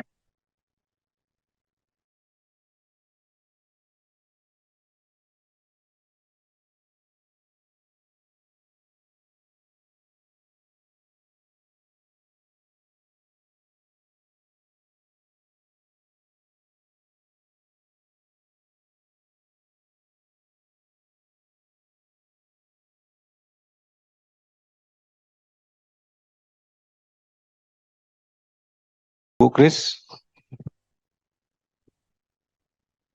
Saya cuman daripada kita bikin narasi tapi nggak bisa diimplementasikan, maksudnya dengan narasi seperti ini, pesan WA blast, SMS blast seperti apa yang kita pikir bisa dikeluarkan oleh Kominfo?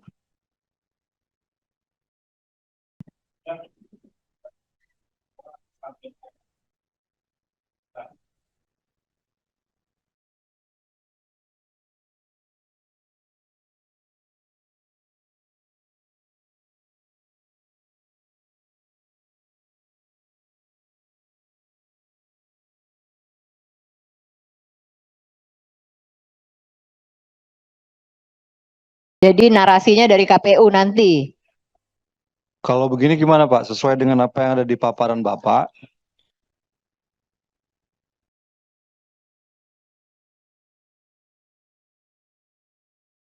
meningkatkan, tunggu, menggunakan fasilitas SMS Blast dalam rangka penyampaian informasi dan edukasi pelaksanaan pemilu oleh pemerintah, oleh pelaksanaan pemilu yang langsung, umum, bebas, rahasia, jujur, dan adil, karena sesuai dengan memfasilitasi kan gitu.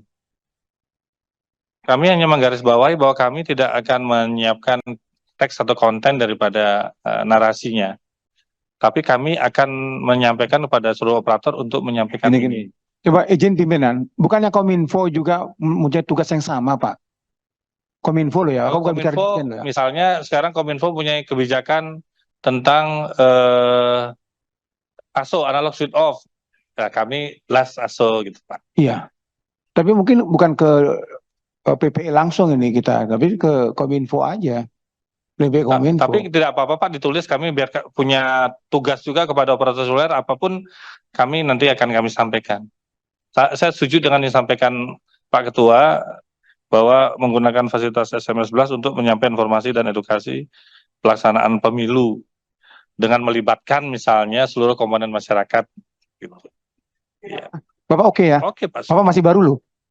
Nggak apa-apa? Bisa Pak. Oh, ya, oke. Nanti kalau nggak bisa Pak Surman saya samperin.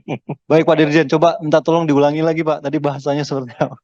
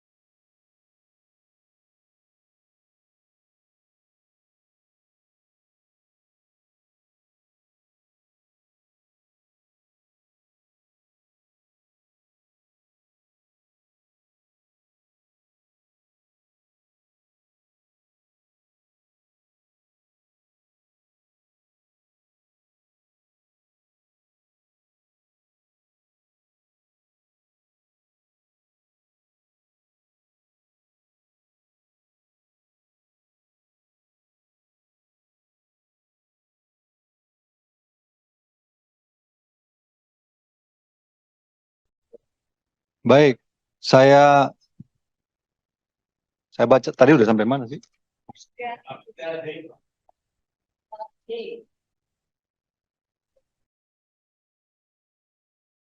Baik, saya ulangi lagi yang nomor 2 ini, bahwa Komisi 1 DPR RI mendorong Dirjen PPI Kemkominfo untuk A. Memanfaatkan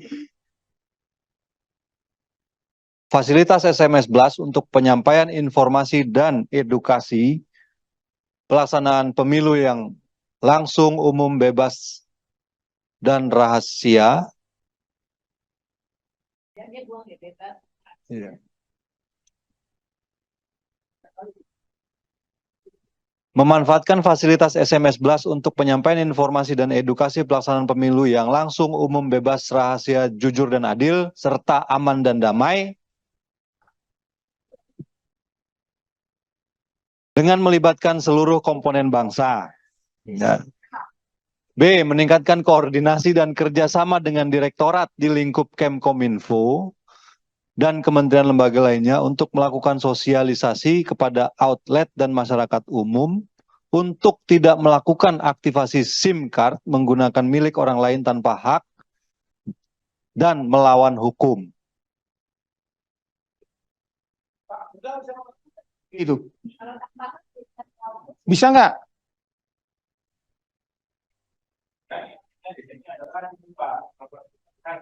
Enggak, yang B itu loh Pak. B. Iya. Hanya sekedar koordinasi saja. Sosialisasi kan. Iya.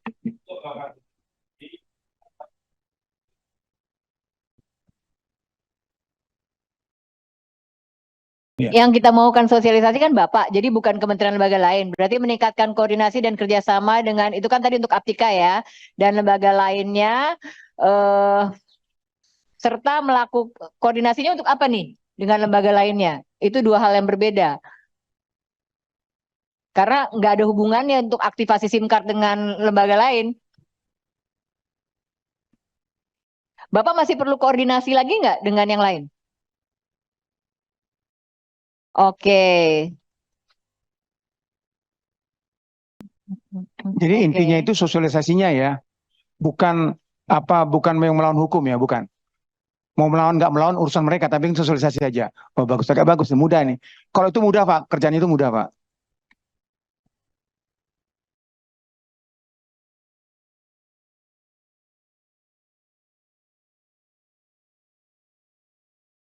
Coba Pak Dirjen direvisi yang implementable.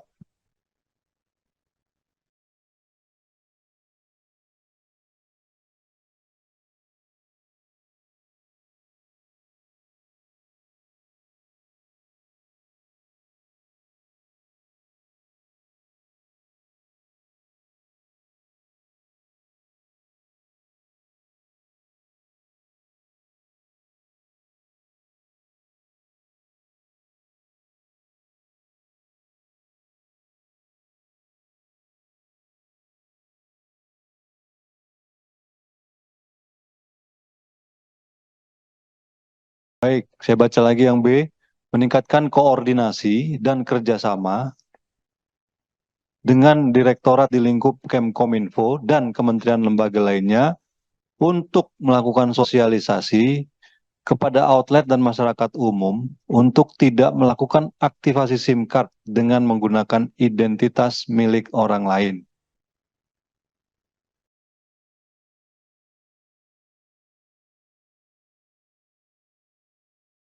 Kalau misalnya untuk tidak melakukan aktivasi SIM card secara ilegal,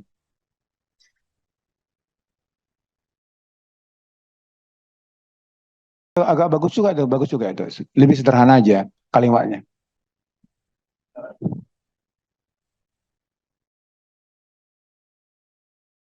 untuk tidak melakukan aktivasi SIM card secara ilegal. Sudah ada peraturannya, cara aktivasi SIM card adalah begini, begini, begini, sudah ada.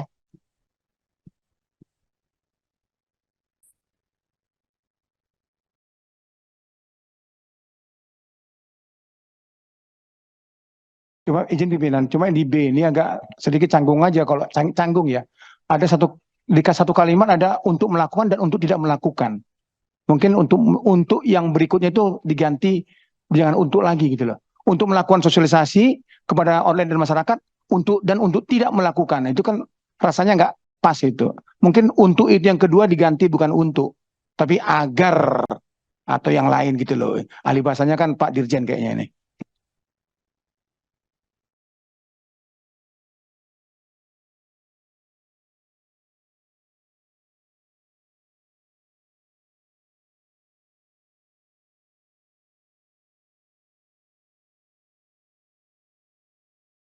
Meningkatkan koordinasi dan kerjasama dengan direktorat di lingkup Kemkominfo dan kementerian lembaga lainnya untuk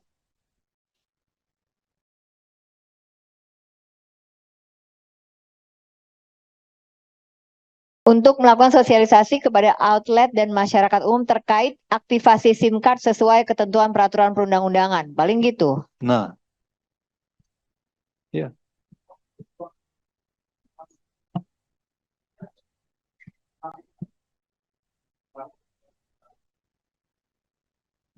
Sesuai ketentuan peraturan perundang-undangan.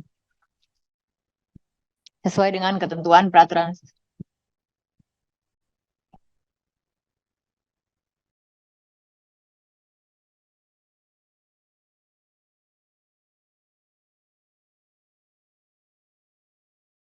Meningkatkan koordinasi dan kerjasama dengan direktorat di lingkup Kemkominfo dan kementerian lembaga lainnya untuk melakukan sosialisasi kepada outlet dan masyarakat umum terkait aktivasi SIM card. Iya, menyangkut aja.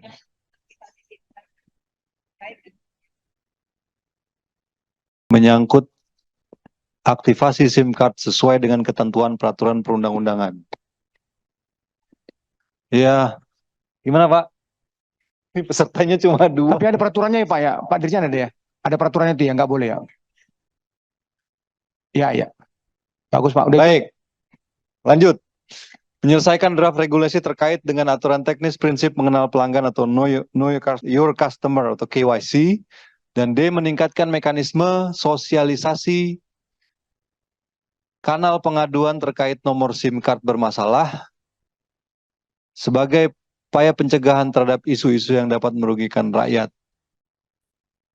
Pak Dirjen izin pimpinan, ini bisa dilakukan ya Pak ya? Ada kanalnya Pak?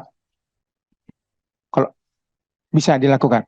Meningkatkan sosialisasi, meningkatkan yang mekanismenya yang mau disosialisasikan. Jadi bukan sosialisme mekanismenya yang Itu kan kanal yang terkait dengan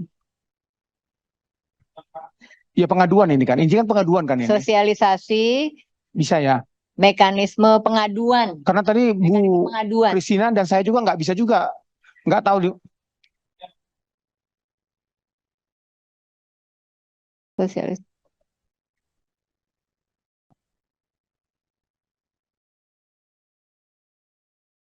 Ya.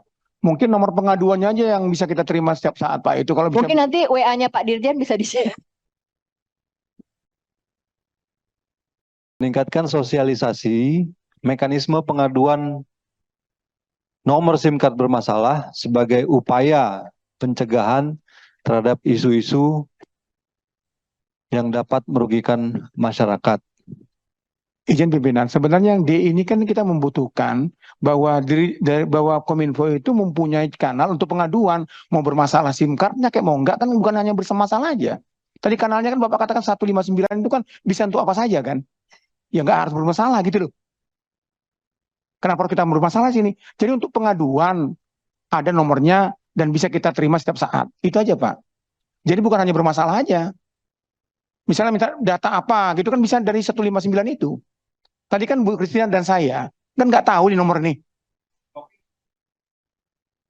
Ya maksudnya kan bukan hanya bermasalah saja ke SIM card-nya. Gini Pak, maksud saya gini, kan perlu kita tahu kanal untuk pengaduan. Pengaduan itu bisa bermasalah kita, bisa bermasalah SIM card-nya, bisa masalah pembayarannya, banyak macam permasalahan di situ Pak, bukan hanya SIM card gitu loh. Maksud saya itu. Jadi nomor 159 itu ada bisa kita dapat dengan mudah. Intinya kan itu kan.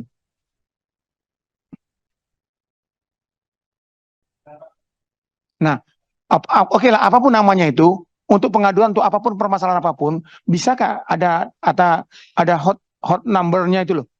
Itu loh maksud di sini. Maksud saya bukan hanya SIM card yang bermasalah. Ya udah gini aja, meningkatkan sosialisasi mekanisme pengaduan nomor singkat bermasalah dan isu lainnya, gitu aja.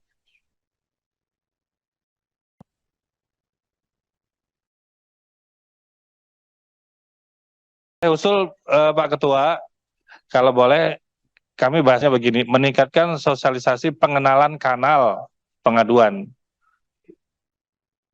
Meningkatkan sosialisasi pengenalan kanal pengaduan. Itu yang dicari Pak Asturman. Iya, Oke. memang cocok jadi dirjen beliau, pantas banget pas gitu. Pengaduan. Dia mau, ya udah. Terus sukma, Titik. Pak. Terus sukma, Pak. Malum Pak, sebelah kanan dan kiri saya ini anggota balik Pak. Jadi sangat agak detail kata perkatanya. Sisanya hapus.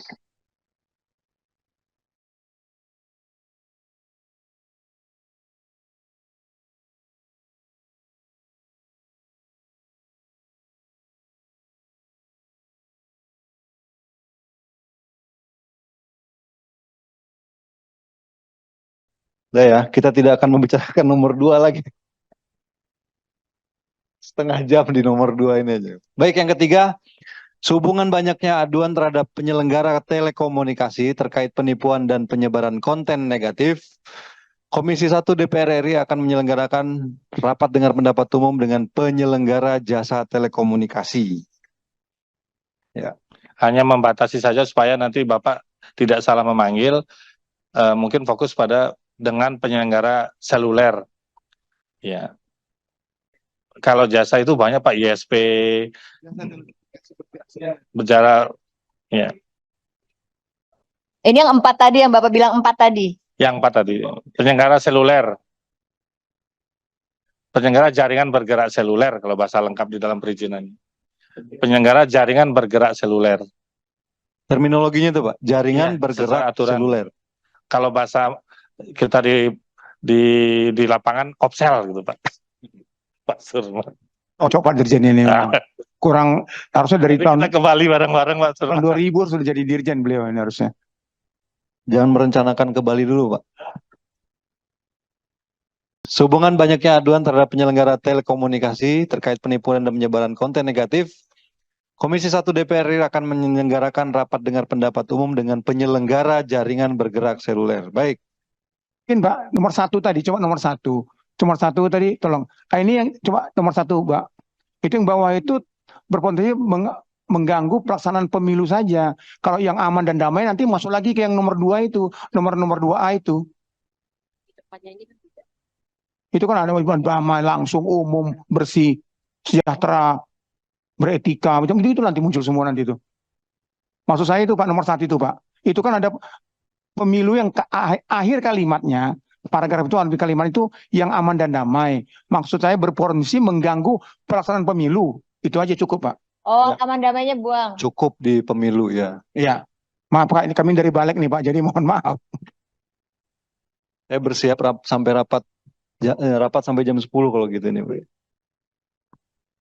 Baik, saya ulangi lagi, saya baca setelah semua revisi tadi. Gak usah dibaca lagi pimpinan.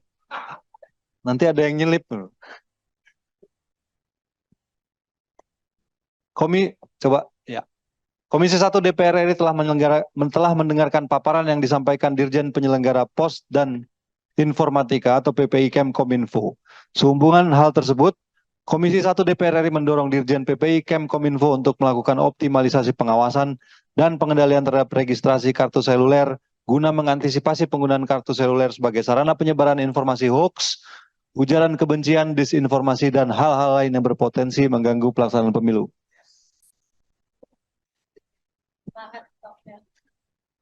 Dua, Komisi 1 DPR RI mendorong Dirjen PPI Kemkominfo untuk A. Memanfaatkan fasilitas SMS Blast untuk penyampaian informasi dan edukasi pelaksanaan pemilu yang langsung, umum, bebas, rahasia, jujur, dan adil, serta aman dan damai dengan melibatkan seluruh komponen bangsa. B.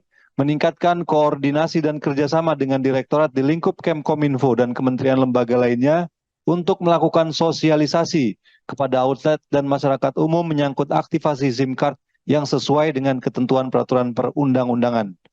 C. Menyelesaikan draft regulasi terkait dengan aturan teknis prinsip pengenal pelanggan atau Know Your Customer atau KYC. D. Meningkatkan sosialisasi pengenalan kanal pengaduan bagi masyarakat. Setuju? 3. Sehubungan banyaknya aduan terhadap penyelenggara jaringan bergerak seluler terkait penipuan dan penyebaran konten negatif, Komisi 1 DPR RI akan menyelenggarakan rapat dengar pendapat umum atau RDPU dengan penyelenggara jaringan bergerak seluler. Baik Bapak-Bapak dan Ibu-Ibu sekalian, saya kira demikian hasil kesimpulan rapat kita pada sore hari ini. Sebelum saya tutup, saya persilakan kepada Dirjen PPI untuk menyampaikan closing statement. Baik, terima kasih Bapak Pimpinan dan anggota Komisi 1 DPR RI yang saya hormati. Tentu pertama-tama kami mengucapkan terima kasih atas undangannya pada kami, terutama buat saya pribadi karena baru Pak. Jadi itu butuh sekali arahan dan masukan dalam kami mengelola industri khususnya untuk postel dan penyiaran. Tentu banyak hal yang akan kami lakukan ke depan. Kami mohon kiranya tetap menjadi Pak, berikan masukan-masukan terhadap regulasi-regulasi yang kami keluarkan sebagai regulator di sektor postel dan penyiaran. Mohon maaf juga kami apabila ada yang kurang berkenan Bapak Ketua, Bapak anggota atas mungkin cara kami yang kurang pas pada rapat kali ini. Terima kasih Bapak Ketua. Baik, terima kasih Bapak Wayan Tony Suprianto, Dirjen PPI Kemkominfo. Saya ucapkan juga terima kasih kepada Ibu Kristina Aryani dan Bapak Sturman Panjaitan, Mayor Jenderal TNI Marinir Purnawirawan yang telah dengan dedikasi dan loyalitas yang tinggi mendampingi saya pada rapat sore hari ini. Semoga apa yang kita lakukan pada hari ini bisa bermanfaat bagi bangsa dan negara serta masyarakat dan menjadi amal ibadah kita semua. Terima kasih. Assalamualaikum warahmatullahi wabarakatuh. Salam sejahtera bagi kita sekalian. Shalom. Om Shanti Shanti Shanti Om Namo Buddhaya Rahayu. Terima kasih. Rapat saya tutup.